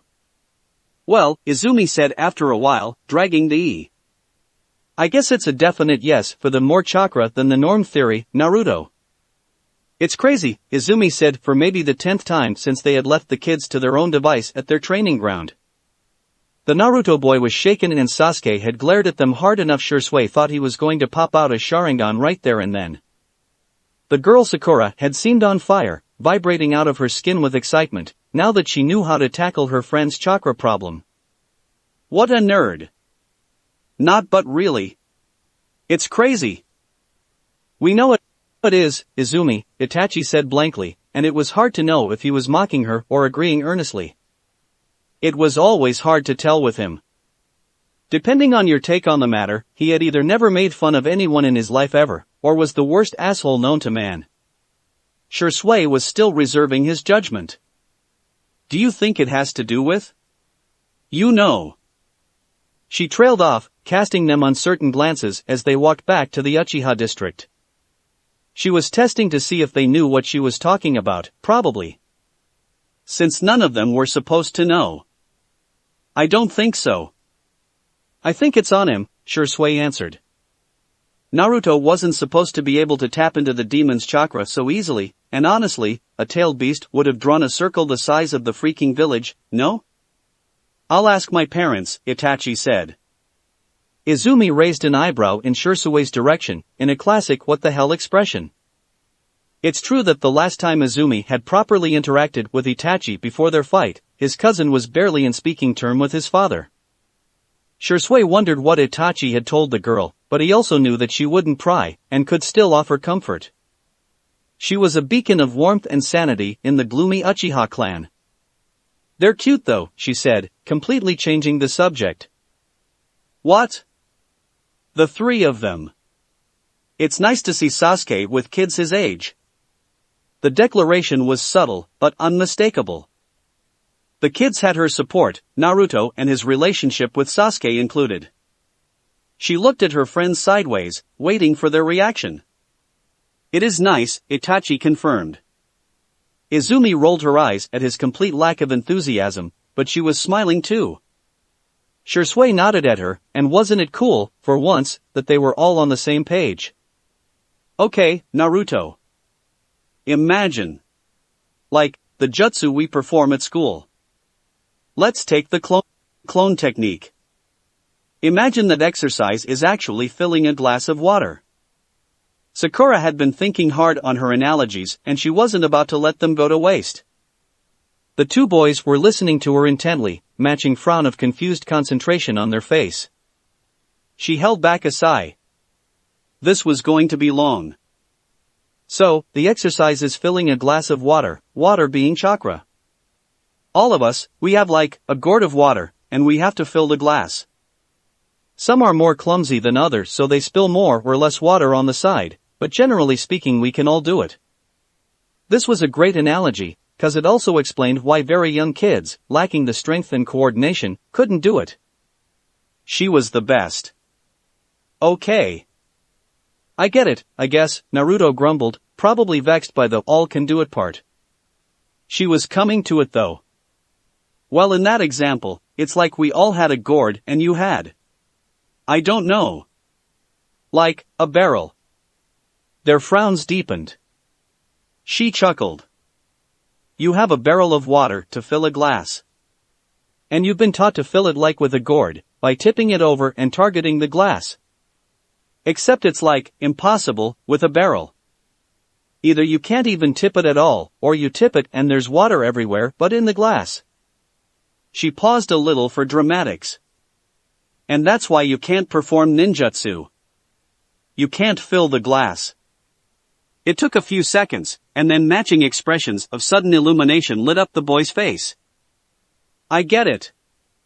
Naruto explained. Sakura, you're smart. Sasuke nodded silently, reluctantly impressed. Sakura blushed a little. So, next question. How do you fill a glass of water with a barrel? They thought about it long and hard before Sasuke answered, you just scoop water with the glass. Yes. And that's actually. Okay, there's probably some technical term or something, but that's actually a method of chakra molding. Instead of pouring your chakra into your jutsu, it's the jutsu that taps into your reserve. And we'd have to do research and stuff, but it's, like, legit. It's a thing. They were probably a bit weirded out by her excitement, but she couldn't control it.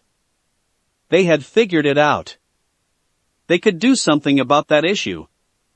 It wasn't an issue anymore. She could help Naruto. You could also pierce the barrel. You could pierce the barrel, Naruto repeated, mumbling like when he wasn't sure about being right.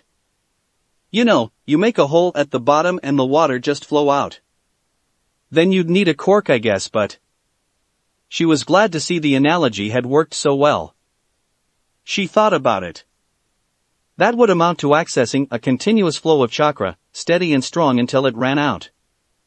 On a gourd, it would be absurd, since it would be empty in seconds, but with a barrel. There was something she was sure, that required that kind of techniques.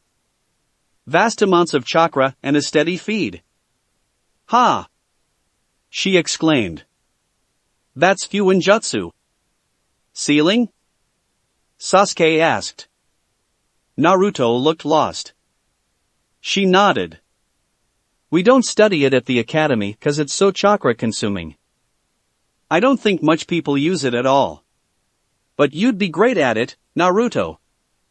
He raised his eyebrows, looking both skeptic and enthusiastic, and like he didn't want to showcase either. Sakura was getting good at reading his moods though. You think? Yes. Control doesn't have to be that precise for sealing, since it's mostly a question of pouring enough chakra into it. What matters the most are the signs and the drawings. And chakra control could be improved on, of course, but so could dexterity. More easily, even. That's good, he said, not looking especially impressed. It was fine though. He was slow to get worked up, but once there, he would stay on. Sakura just had to actually show him, they just had to have him accomplish it just once, and he would be on board. For now, she was excited enough for the both of them. I want you to train me. Both Shursui and Itachi raised their heads from the mission reports they were reviewing. They weren't sent on active missions lately, but that didn't mean they were on vacation. Itachi sighed, uncomfortable. Sasuke, I told you. No. I don't care about, whatever it is that you won't tell me, whatever it is that you feel bad about. I'm not asking as your little brother.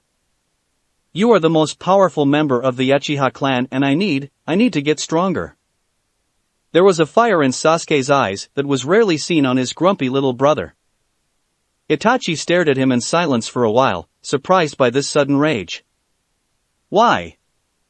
He asked eventually. Sasuke pinched his lips. He was tensed all over, ready for a fight, ready to insist and argue until Itachi caved. When had his brother become so forceful? He used to be just as passive and obedient as Itachi himself.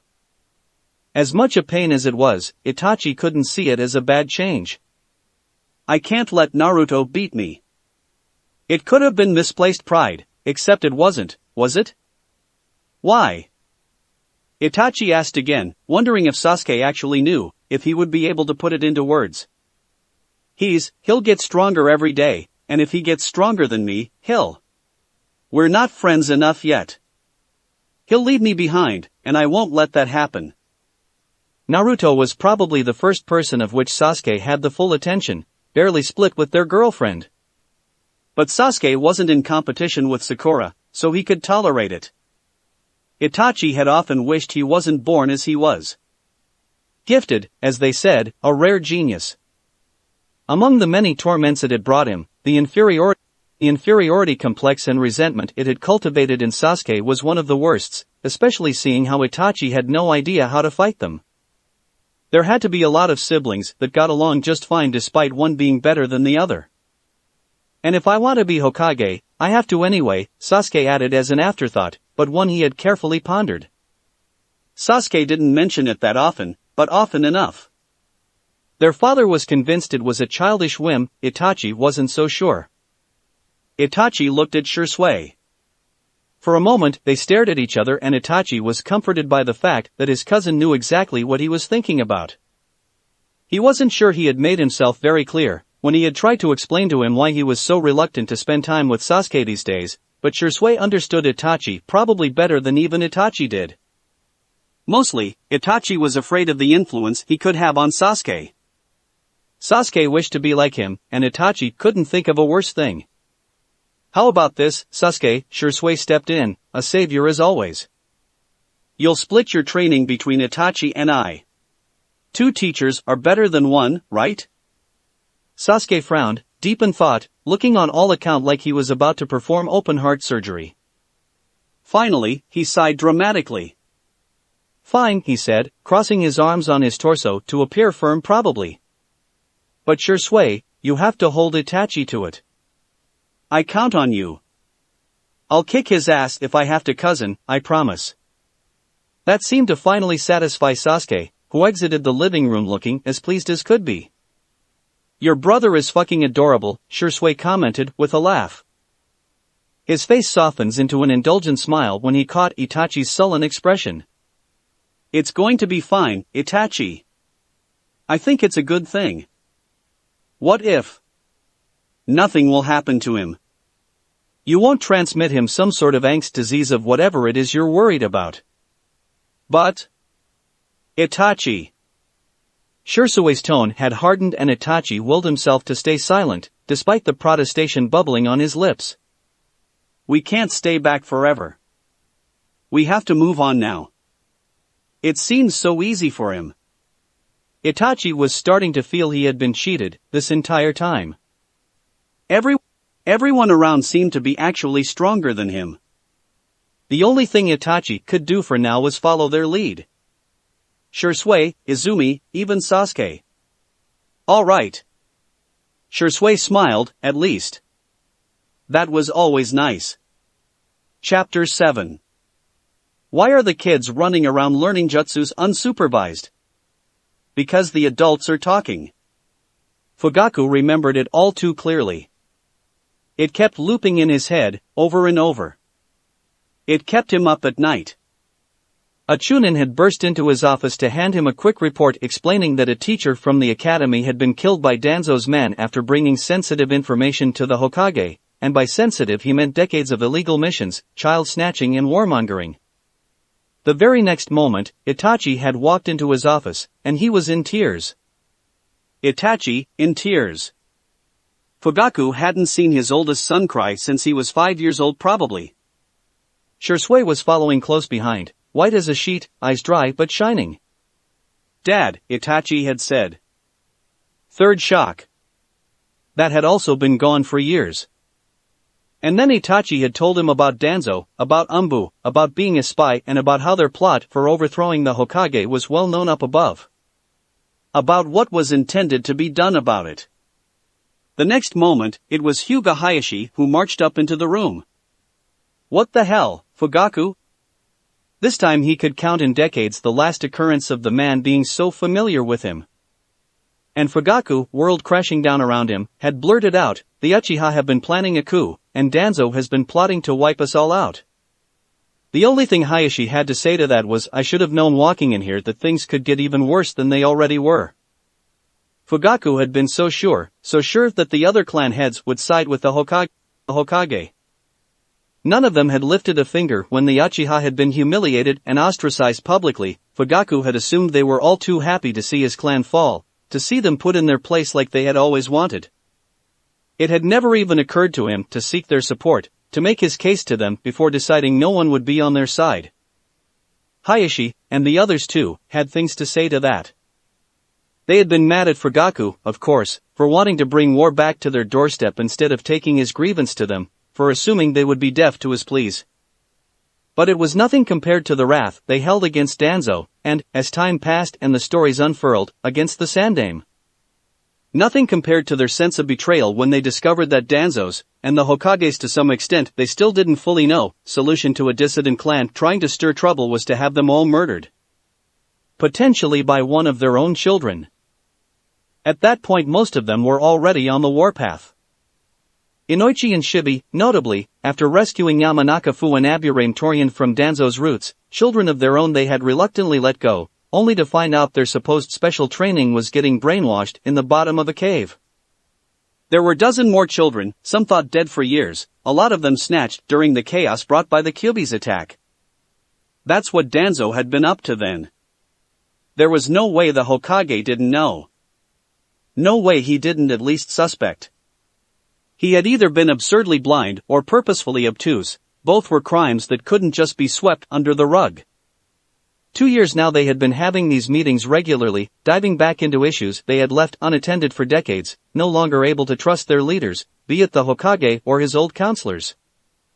There was no one to take the old Sandaime's place for now, and they couldn't afford to appear leaderless in front of the other villages, so they had to maintain the status quo. The Sandaime remained in place, his image intact to the general population. There were no other options, for now. The various ninja clans of Konoha had never had such good relationships. As terrible as all the events leading to this had been, this part was surprisingly nice. Where had it gone, all these years? They used to be friends, all of them. They had gone to the academy together, had been teammates, had fought side by side. They had sworn, once upon a time, as only young and foolish teens could, that they wouldn't fall into the same trap their parents had. That they wouldn't cross out their friendship, wouldn't put their clan before everything else, would never end up pitching against each other. Every day they were rediscovering the magnitude with which they had failed this. But here they were now. Holding those meetings at the Hokage Tower seemed wrong somehow, even if it was the administration center, so they did it in the Narai district, for the sole reason that they were the only one to have a table big enough for them all. Especially since their number had slowly grown. Mikoto, first. "I'm coming with you," she had said the very first time, and it wasn't always, but sometimes at least Fugaku knew not to argue with his wife. It bothered him, but he had figured she would keep to herself and see that there was no need for her there, and not come back. Ha! Right. As soon as she had stepped in the room, Shikaku had made some comments about what she was doing here. "If you don't like it, you can fuck right off, Shikaku. And I'm inviting Yoshino next time." Shikaku had shut his damn mouth, and both their wives were around the table the next time. Shibi's wife came when he couldn't, although Fugaku wasn't sure that was actually his wife. The Aburame weren't big on marriage, or on monogamy for that matter. But she was his son's mother and his second in command, and held the same power he did. Sum had been bringing her daughter Hana for a few months now, as she would take the lead of the clan in a few years, and Sum wanted to start preparing her as soon as possible. If not for their subject of conversation, this would have felt very domestic indeed. They had discussed Hokage succession, again, and came up short on solutions, again. Fugaku had almost gave up on bringing up the Naruto case. One scalding look from Mikoto, and he was explaining to his fellow clan leaders Naruto's seemingly troubled relationship with the Uchiha Stojitsu. "Why do you find it so concerning?" Shikaku asked when he was done. Fugaku took his time to answer. Maybe he shouldn't have. Maybe they were worrying over nothing. But he couldn't let it go. It was a mix of a gut feeling, Makoto's own worries, and the still burning shame of such issues he had overlooked before, that had nearly laid all he knew and loved to ruins. You know how the Uchiha clan was accused of having brought the beast down onto the village, Fugaku started. He saw them frown in annoyance, unwilling to argue about this again. No one ever took it seriously, Sum said. She hadn't, probably, and most hadn't either, but it would be a lie to say no one had bought into the theory. We did, Makoto intervened, cutting through their murmurs. We took it very seriously, Fugaku went on. We actually accounted for the whereabouts of all the active Sharingan users at the time. It wasn't that unreasonable a claim. The clan had nothing to do with it, but not everyone follows the wishes of their clan. They all nodded somberly, having all dealt with their fair share of internal struggles. I supposed you found nothing, Inoichi said to pick up the thread. No. At the time we concluded none of us committed that terrible betrayal. However, he was bearing the full weight of their attention now. Everyone had more or less accepted the fact that the beast had fallen upon them by the whim of fate, and nothing more. They had come to terms with the random cruelty of that day, with the Kyuubi breaking free despite the precaution taken for Kushina to give birth to her son. The beast freed, it had attacked, and that was the end of it. We've come to believe that there might be someone out of the village in possession of the Sharingan. The admission was humiliating to say the least. The Uchiha had always prided themselves of the perfect grasp they had over their Dojutsu.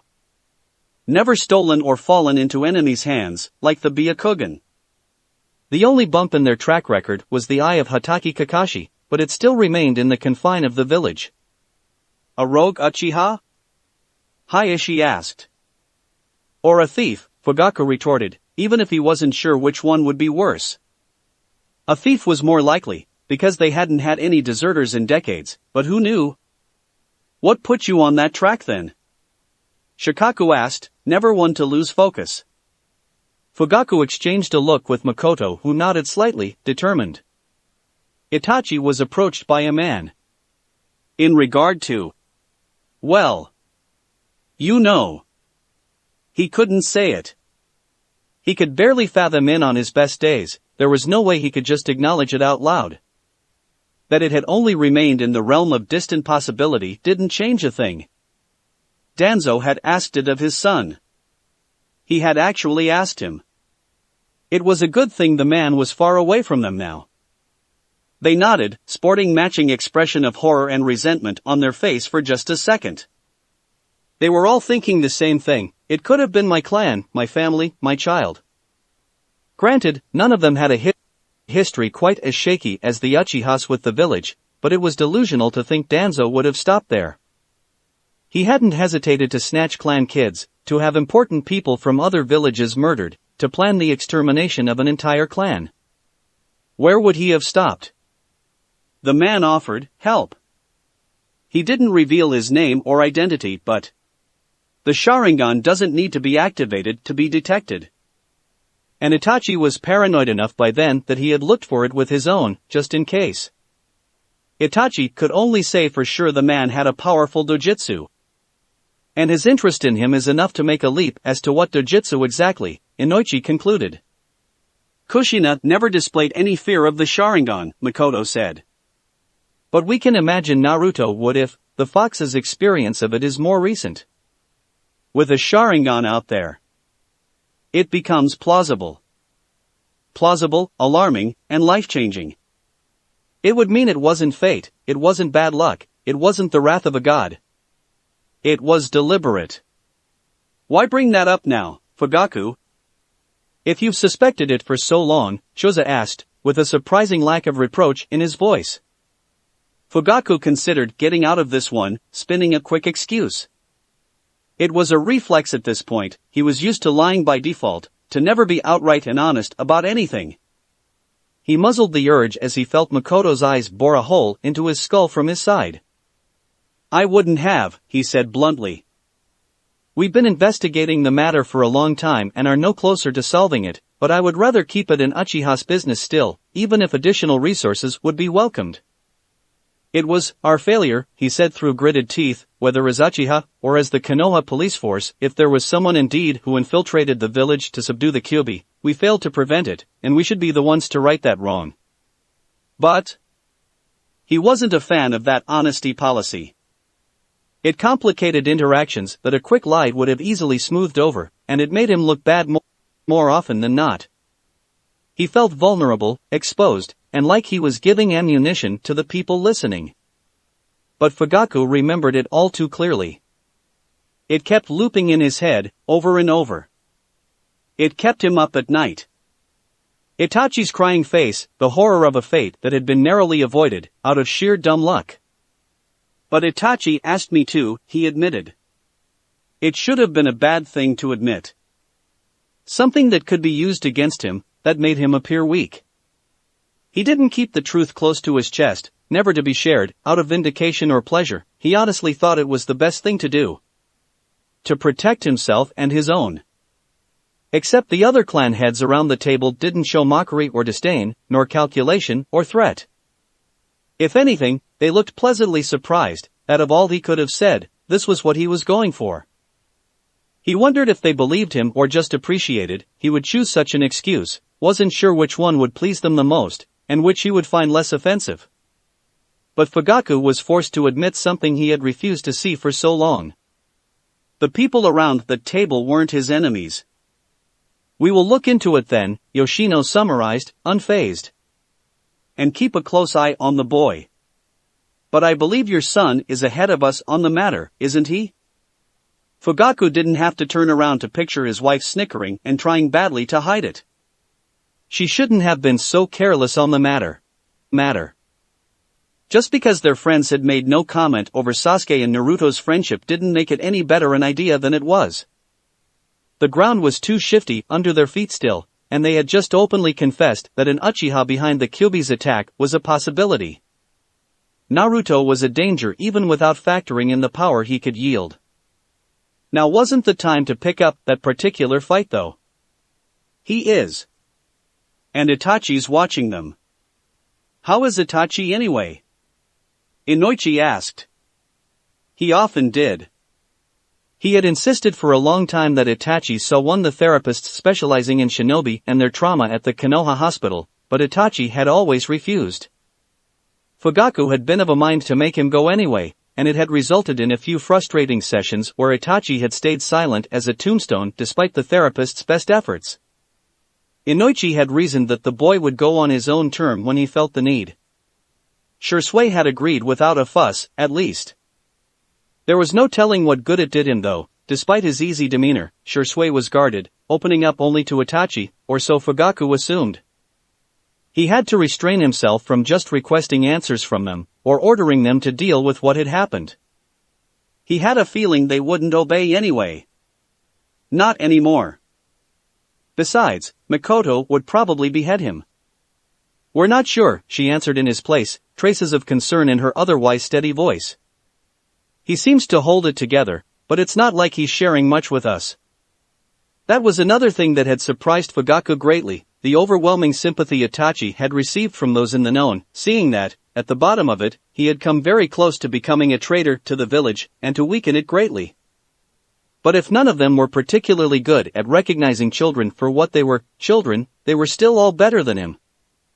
Itachi was 13 years old then. 13. What about the kids, Inoichi? Mikoto asked, as much out of genuine concern as to change the subject, Fugaku presumed. Inoichi sighed and exchanged a heavy glance with Shibi. Toryun and Fu are doing fine, all things considered, along with most of those who were returned to their family. Kids are resilient. As for those others. The orphans, right? The ones you took in, Hayashi asked. Fugaku couldn't decide if there was reprobation in his voice. He had never been able to tell if he just naturally looked and sounded judgmental, that's why he was so infuriating. Shin and Sai, although those names were only assigned to them once for mission purposes. We couldn't find anything in Danzo's files that would give an inkling to their background and family.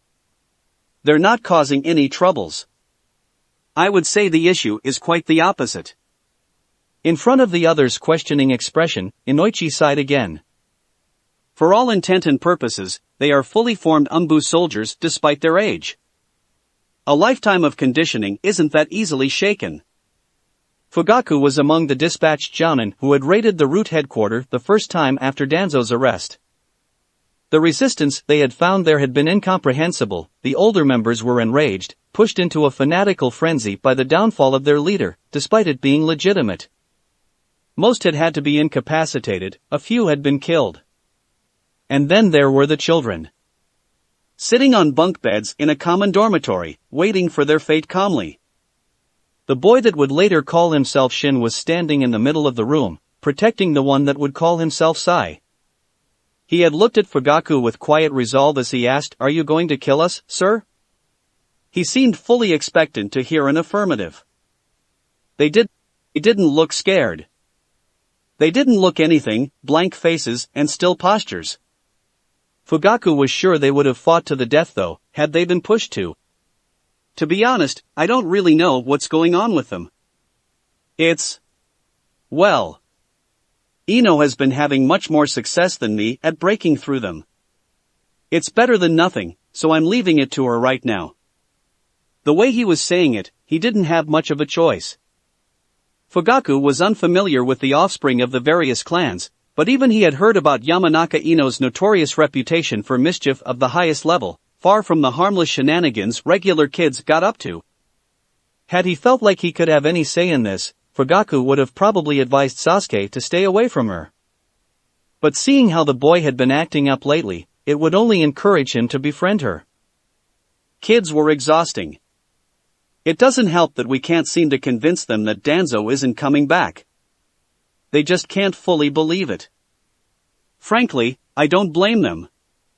It was by far the heaviest weight on the clan's relationship with the Hokage right now.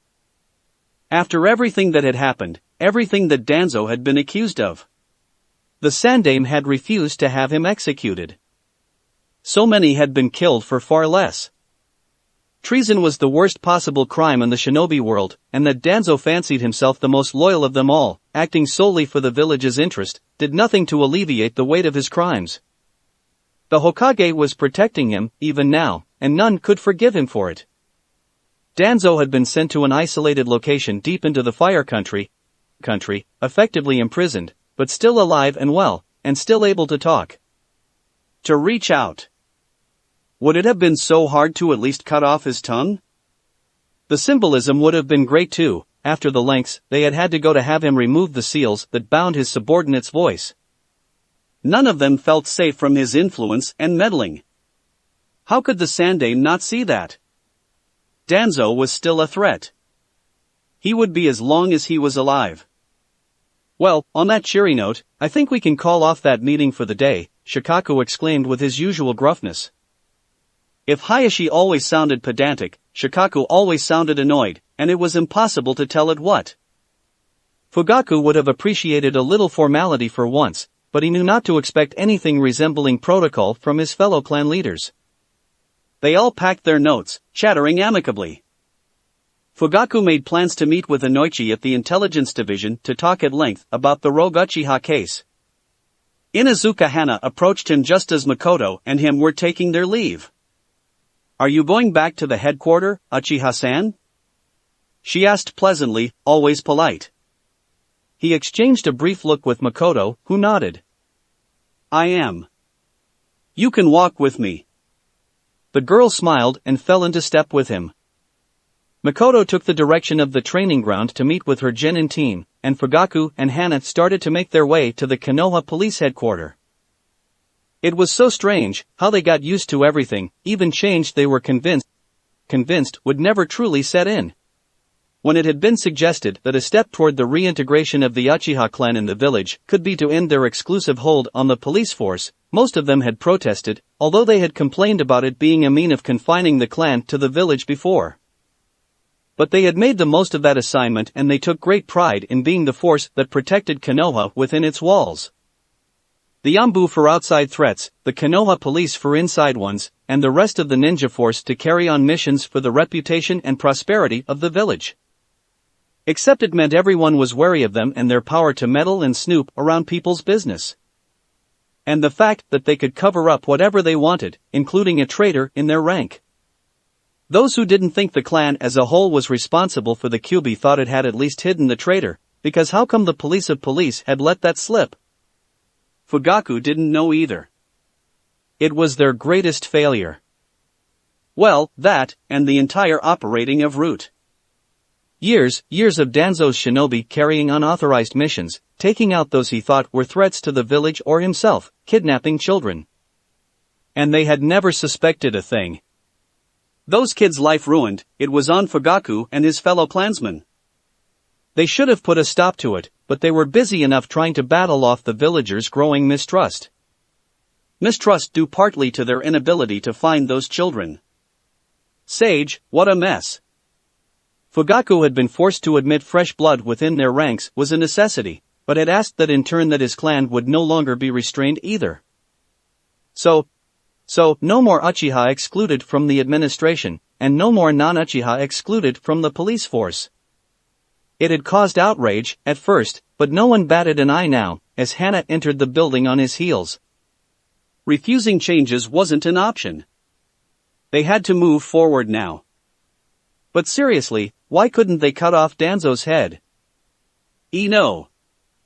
Sakura felt her face redden immediately and she cursed herself for getting overwhelmed by something so simple as calling out a sort of friend in the middle of the corridor.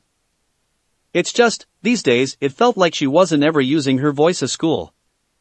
She wasn't even answering the teacher's questions anymore. Every time she wanted to raise her hand, she thought of all the comments she had received about how she was an arrogant bookworm who thought she was smarter than everyone else because she always knew the answers to everything, and she kept her hand down. Mizuki had called her out on it one day after class, saying that it was weird they weren't hearing her during lessons anymore, and Sakura had felt a wave of rage and bitterness rise inside of her, a strong feeling impossible to stifle down that was showing more and more often lately. He knew what had happened, he knew what the others thought of her. He had to know why she was scared to display her good academics. And yet he had phrased it like it was too bad, a disappointment really, and why was it that way? She hated his guts.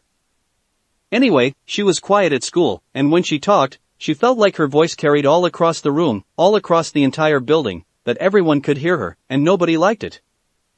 In practice, only Ino stopped in her track and turned, instead of following Shikamaru and Choji outside for recess.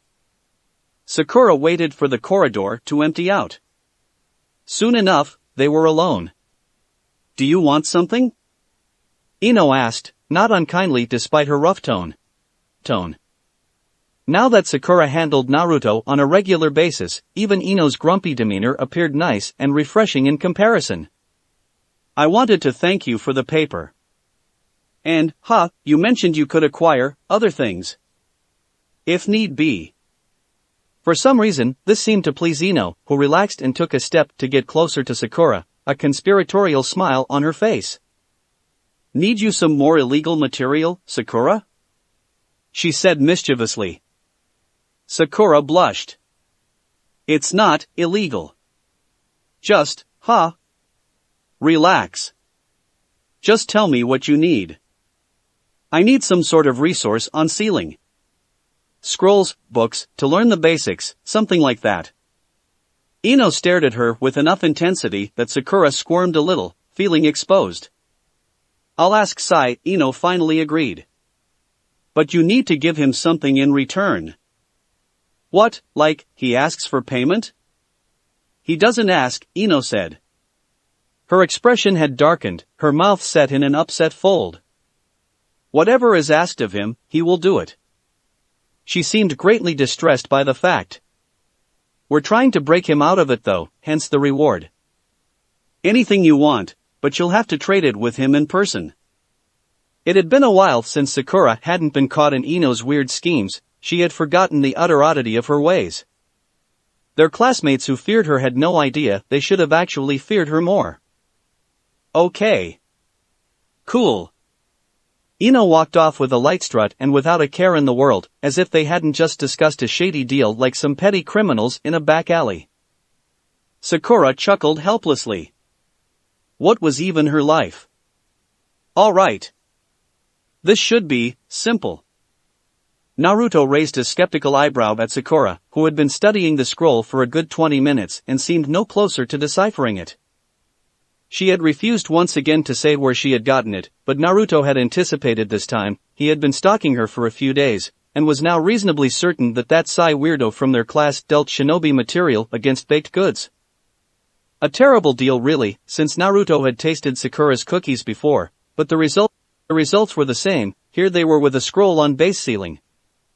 According to Sakura, anyway. Naruto couldn't decipher any of the scroll. He could only recognize what was written instruction and what was actual seals to reproduce, and that was about it. What is it supposed to do? Sasuke asked, brows furrowed, and Naruto took great comfort in the fact that Sasuke could read, and still looked about as lost as Naruto felt. It's a simple charging seal. To store up chakra. It's entry level, so it's only for one jutsu. You put chakra in, so you can use it later, when you're all run out, I guess. Ha! This is just the storing part though, there's nothing on how you're supposed to release it. What the point then? Sasuke mumbled. He had made no secret of what he thought, personally, on sealing. He wanted to spar, not waste time on an art he would make no use of, or something. He was less available lately, seen a lot with his two annoying relatives, not that Naruto cared. Naruto knew how to rile him up anyway, a simple comment about how he was just afraid he couldn't do it, and Sasuke was on board to try it with them. Quit whining. Okay, take the scroll and try to draw that. Naruto had never been particularly good at drawing or calligraphy, he could barely write his own name. But copying the seal wasn't that hard. In fact, it was pretty easy. There was a symmetry there, a pattern, that made the design obvious once he'd studied it long enough. Even the kanji scattered around the circles and at the end of the various branches made more sense to him than they ever had. They had a reason to be there. Their meaning was obvious. The ink smeared a little, but it was simple enough to work it into the symbols, and it was barely visible once he was done. He looked at the final product and found something didn't add up. He couldn't have said why, but he didn't like it. He checked on the scroll again, but he has made no mistake. Still, something felt off. Without thinking, he added just a few extra lines under some of the branches that formed a sort of sun around the blank space in the middle where he supposed the sealing would take place. Now, that was better. Not perfect yet, but better. He looked up to glance at the other's scroll. Sasuke's was the worst by far, all wobbly and uneven. Sasuke had extraordinary steady and sure hands for throwing weapons, but it looked like it didn't extend to handling a brush. Sakura's was better, but Naruto didn't like it for some reasons. He almost said something, but refrained. What did he know about this anyway? Hers was probably better, he just couldn't see it. Alright, and then? They glanced together at the hand signs drawn hastily at the bottom of the scroll. There's not much of an instruction, you just send chakra at it? And that final sign is to complete the sealing. Sasuke was the best at madras, able to do them faster than everyone in their class, but this wasn't a combat situation or even a combat technique. There was no rush. Naruto formed the signs carefully, satisfied that the combination felt natural, flowing. There had been something on Madra theory the other day in class, about how certain pattern would feel easier to handle than others depending on chakra affinity, but Naruto wasn't paying much attention then. Since he had no idea how much chakra he was supposed to use, he just called up whatever came to him, but contrary to Sakura and Sasuke who slapped their hands on the paper as soon as their sings were done, he paused, hands joined in the tiger sign. Let it come up. Let it be. Just as his two companions flopped back with defeated sighs, Naruto pressed his hands on the paper. There was an indication on the scroll about where they were supposed to go, but he hadn't looked, so he just put them where he thought would work best.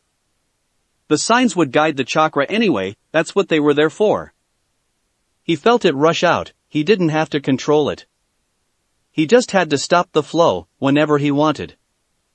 When he felt like it was enough, he cut the flow and lifted his hands, only to clap them together immediately. It felt final that way. The jutsu fell away. In the circle that was once blank now stood the chakra kanjis written in a lighter color than the ink spread around it. Naruto turns to the others, only to see theirs were still blank, and that they were looking at his scrolls with no little envy. "Huh," Sasuke commented helpfully. Sasuke remembered clearly the first time he had tried the katan jutsu. He had been disappointed then because his father had, but at the time, he remembered how easy it had been to just make the signs and call up the fire. Despite his father's feeble explanations, he had managed it on the first time, albeit on a ridiculously small scale. Ninjutsu had always come easily to him, but this was different. This felt natural. He had been reminded, a bit, when Naruto had tried to explain to them how he had managed to make that seal work. Despite their best effort, neither Sasuke nor Sakura had been able to. It wasn't that bad. Sasuke had no interest in seals, a chakra-consuming and complicated art, and having Naruto manage it on the very first try while his two friends couldn't figure it out could have been frustrating, but it was nice instead. He had been happy, even he'd tried to hide it. Sasuke was content with that. However, Naruto wasn't the prime example Sasuke had of innate talent. That award, of course, went to Itachi, who had never struggled at anything in his life, to whom everything came effortlessly. Sasuke remembered his first katan now, in the middle of training with his brother and cousin, because shortly after, as he complained to his mother about none of the other kids at school being any good at ninjutsu, which was easy, right, she had explained to him how things that came easy for him wouldn't come so easy to others. That being able to understand that, and to reach through to the ones who couldn't figure things out as fast as he did, it was what would make him truly great at his skill. He had understood, vaguely, that she was talking about the talent of teaching others. It was hard indeed, as proven by his attempt to teach ninjutsu to Naruto, and by, well, what was happening right now. His mother had said that genius often made for terrible teachers, and she was right. It's not that Itachi was mean about it, or too severe or anything like this. But he was utterly incapable of explaining anything clearly. Sasuke supposed that it made sense, he didn't have to think about it. He had barely needed to learn those things himself, they had been minimally explained to him before he could reproduce them on the spot. Which led to his current level of frustration. No, not like that. How then? Not like that. Sasuke threw his arms up. This was pointless. Itachi couldn't impart any of his wisdom, it was beyond him. Sasuke would have been tempted to think he was doing it on purpose, if not for the confused and slightly distressed look growing on Itachi's face as he failed to explain himself to his brother. Sasuke cast a helpless look at Shursui, looking greatly amused by what he was watching. "You're rushing, Sasuke. Being able to form signs quickly is a good skill, but only if they're still flawless.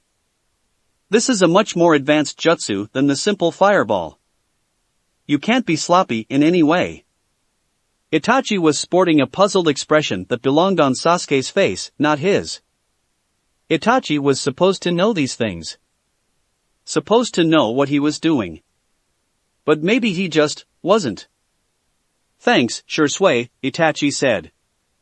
Shursui grinned. "What would you do without me, I wonder?"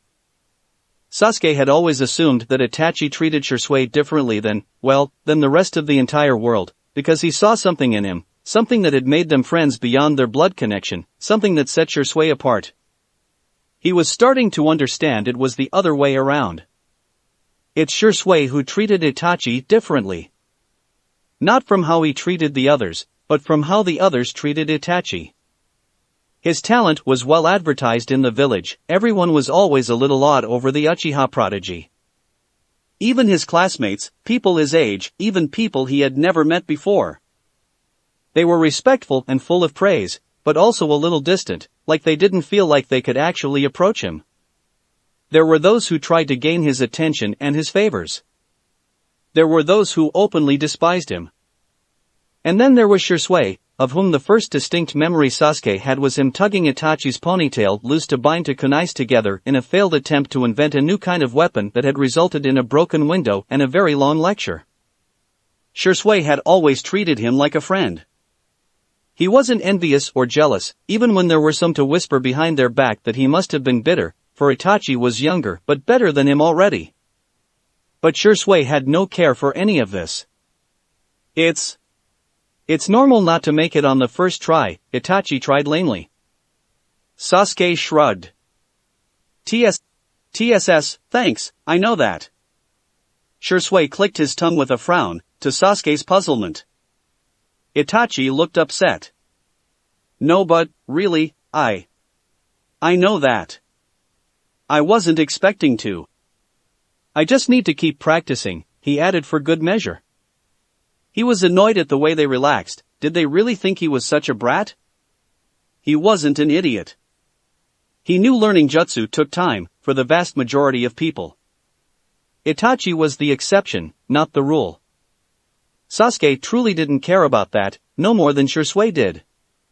It wasn't Itachi being the best at everything that bothered him. His brother was like he was, it was a good thing. He was strong, he could protect himself and protect others, he was respected. Those were good things. The anger Sasuke had over this wasn't toward Itachi. He was plenty angry at Itachi, but not about that. It's the others that enraged him. If Sasuke wanted to beat Itachi, it wasn't so that he would get to be stronger than him. It was just so that he too would be seen, finally. Would be recognized. What? He asked angrily at their open surprise. We would have thought you'd be more upset about this, Shisui said calmly, honest as ever. Sasuke focused back on repeating the mantras to avoid their gaze. What does it matter, he mumbled. I'll get it eventually. When you use a jutsu in battle, no one's gonna point a finger and say yeah, but it took him 2 years to learn it. They'll say yeah and it burns and then they'll die.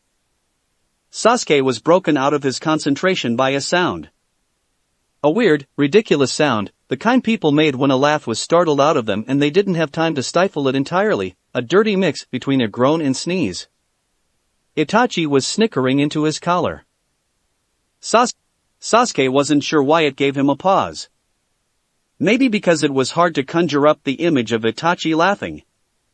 Maybe because here they were, the three of them in that clearing, training together and now laughing too. Truth be told, Sasuke had never cared that much about training with Itachi. But it was the only way that maybe Itachi would agree to hang out, since he was always so busy. Sasuke just wanted them to spend time together. Well, now, he really needed to train. But this was nice all the same. We underestimated you, Sasuke. Sorry, Shisui said, and his tone was mocking but gentle too, very fond. Itachi's smile faded away, as it often did. Sasuke wondered was dark thoughts plagued him to the point that he couldn't be content for more than a few moments. Maybe he'd ask, one day. So, like that? Sasuke asked again, intent on making the most of that session. No, not like that. How then? Not like that. Shisui's laugh rung clearly through the woods. Yo! Sai raised his head from his notebook to see who was suddenly blocking the sun. It was a boy. Blonde. From his class. Sai searched his memory for a second. Uzumaki Naruto. Person of interest, but the reason why was classified. Terrible student, known not to be very friendly. Addressing him, apparently. Hello. Shin and Ino, sitting on each side of him on the bench, tensed visibly as they interrupted their conversation to assess the newcomer. They said nothing though. I need you to teach me, Naruto said. Sai was going to ask what, but saw that Naruto was pointing at his notebook, where he had been drawing absent-mindedly, small animals running around the pages as he waited for recess to be over and class to resume. They had so much leisure time now, it was exhausting. He didn't get how people came up constantly with ways to fill their time, with how much they had. Why? Learning seals. Need to be better with a brush, Naruto said curtly, seemingly fed up with the conversation already. Low tolerance for social interactions? At least with strangers. Spent enough time with Uchiha Sasuke and Haruno Sakura, could be labeled as friends. Never seen talking all that much though. Sai could relate. I see. Sai was going to agree, since he had no reason not to, but Ino cleared her throat loudly by his side, and he cast her a long, puzzled look, trying to decipher what she was trying to tell him. After a while she just sighed, exasperated. And what will he get in return? She asked Naruto. Ah, that was that. He was supposed to ask, but he always forgot, because he didn't care. He didn't need nor want anything. What was the point? I'm not paying you, Naruto replied immediately, like the mere suggestion offended him. Thank you, Sai answered. Money was yet another issue he could go without for now. It confused him to the highest level. Just owning things made his head hurt. Naruto frowned. You could teach me something, Sai offered, struck with inspiration. That would placate Ino, wouldn't it? Sai was interested in learning things. It seemed to be all he was doing beside drawing, ever since they had been placed in the Yamanaka's care, and he was okay with continuing on that path for now. Well, I guess I could. Could you? Is there anything you can do? Ino asked. She was more aggressive than necessary. Sai took it to mean they had history together. Ex-partners maybe? Ino talked a lot about love and boys, even if she wasn't seen often in the company of one or the other, present company notwithstanding. Naruto glared at her, either vexed or hurt, it was hard to tell. I can teach you to pickpocket, Naruto said after a moment of reflection. What? That's out of the question. Sai turned toward Shin this time. It was annoying this habit him and Ino had to bracket him. It meant he couldn't look at both at the same time. Why not? Sai asked. It's a good skill to have, Ino admitted. Are you any good though? Was I ever arrested? That's your answer. It's really not. It's not the question. Shin said again, louder this time, flustered at the way he was being ignored. Sai is not learning to pickpocket. Sai shrugged. He didn't care either way, but if Shin was against it, then he wouldn't. Anything else? He asked politely. The teacher would be calling them one moment or another, and he wanted that conversation to be over. Naruto managed to look even sourer, if possible, before sighing in defeat over whatever debate he was having in his head. What about how to cook? Ino scoffed. You can cook? Why wouldn't I? I've seen your bento. I've been taking care of myself for 10 years out of 10, so yes, I know how to cook. For some reasons, Sai expected an insult at the end of that sentence. Aware that he had the power to stop all this noise, he nodded. I agree.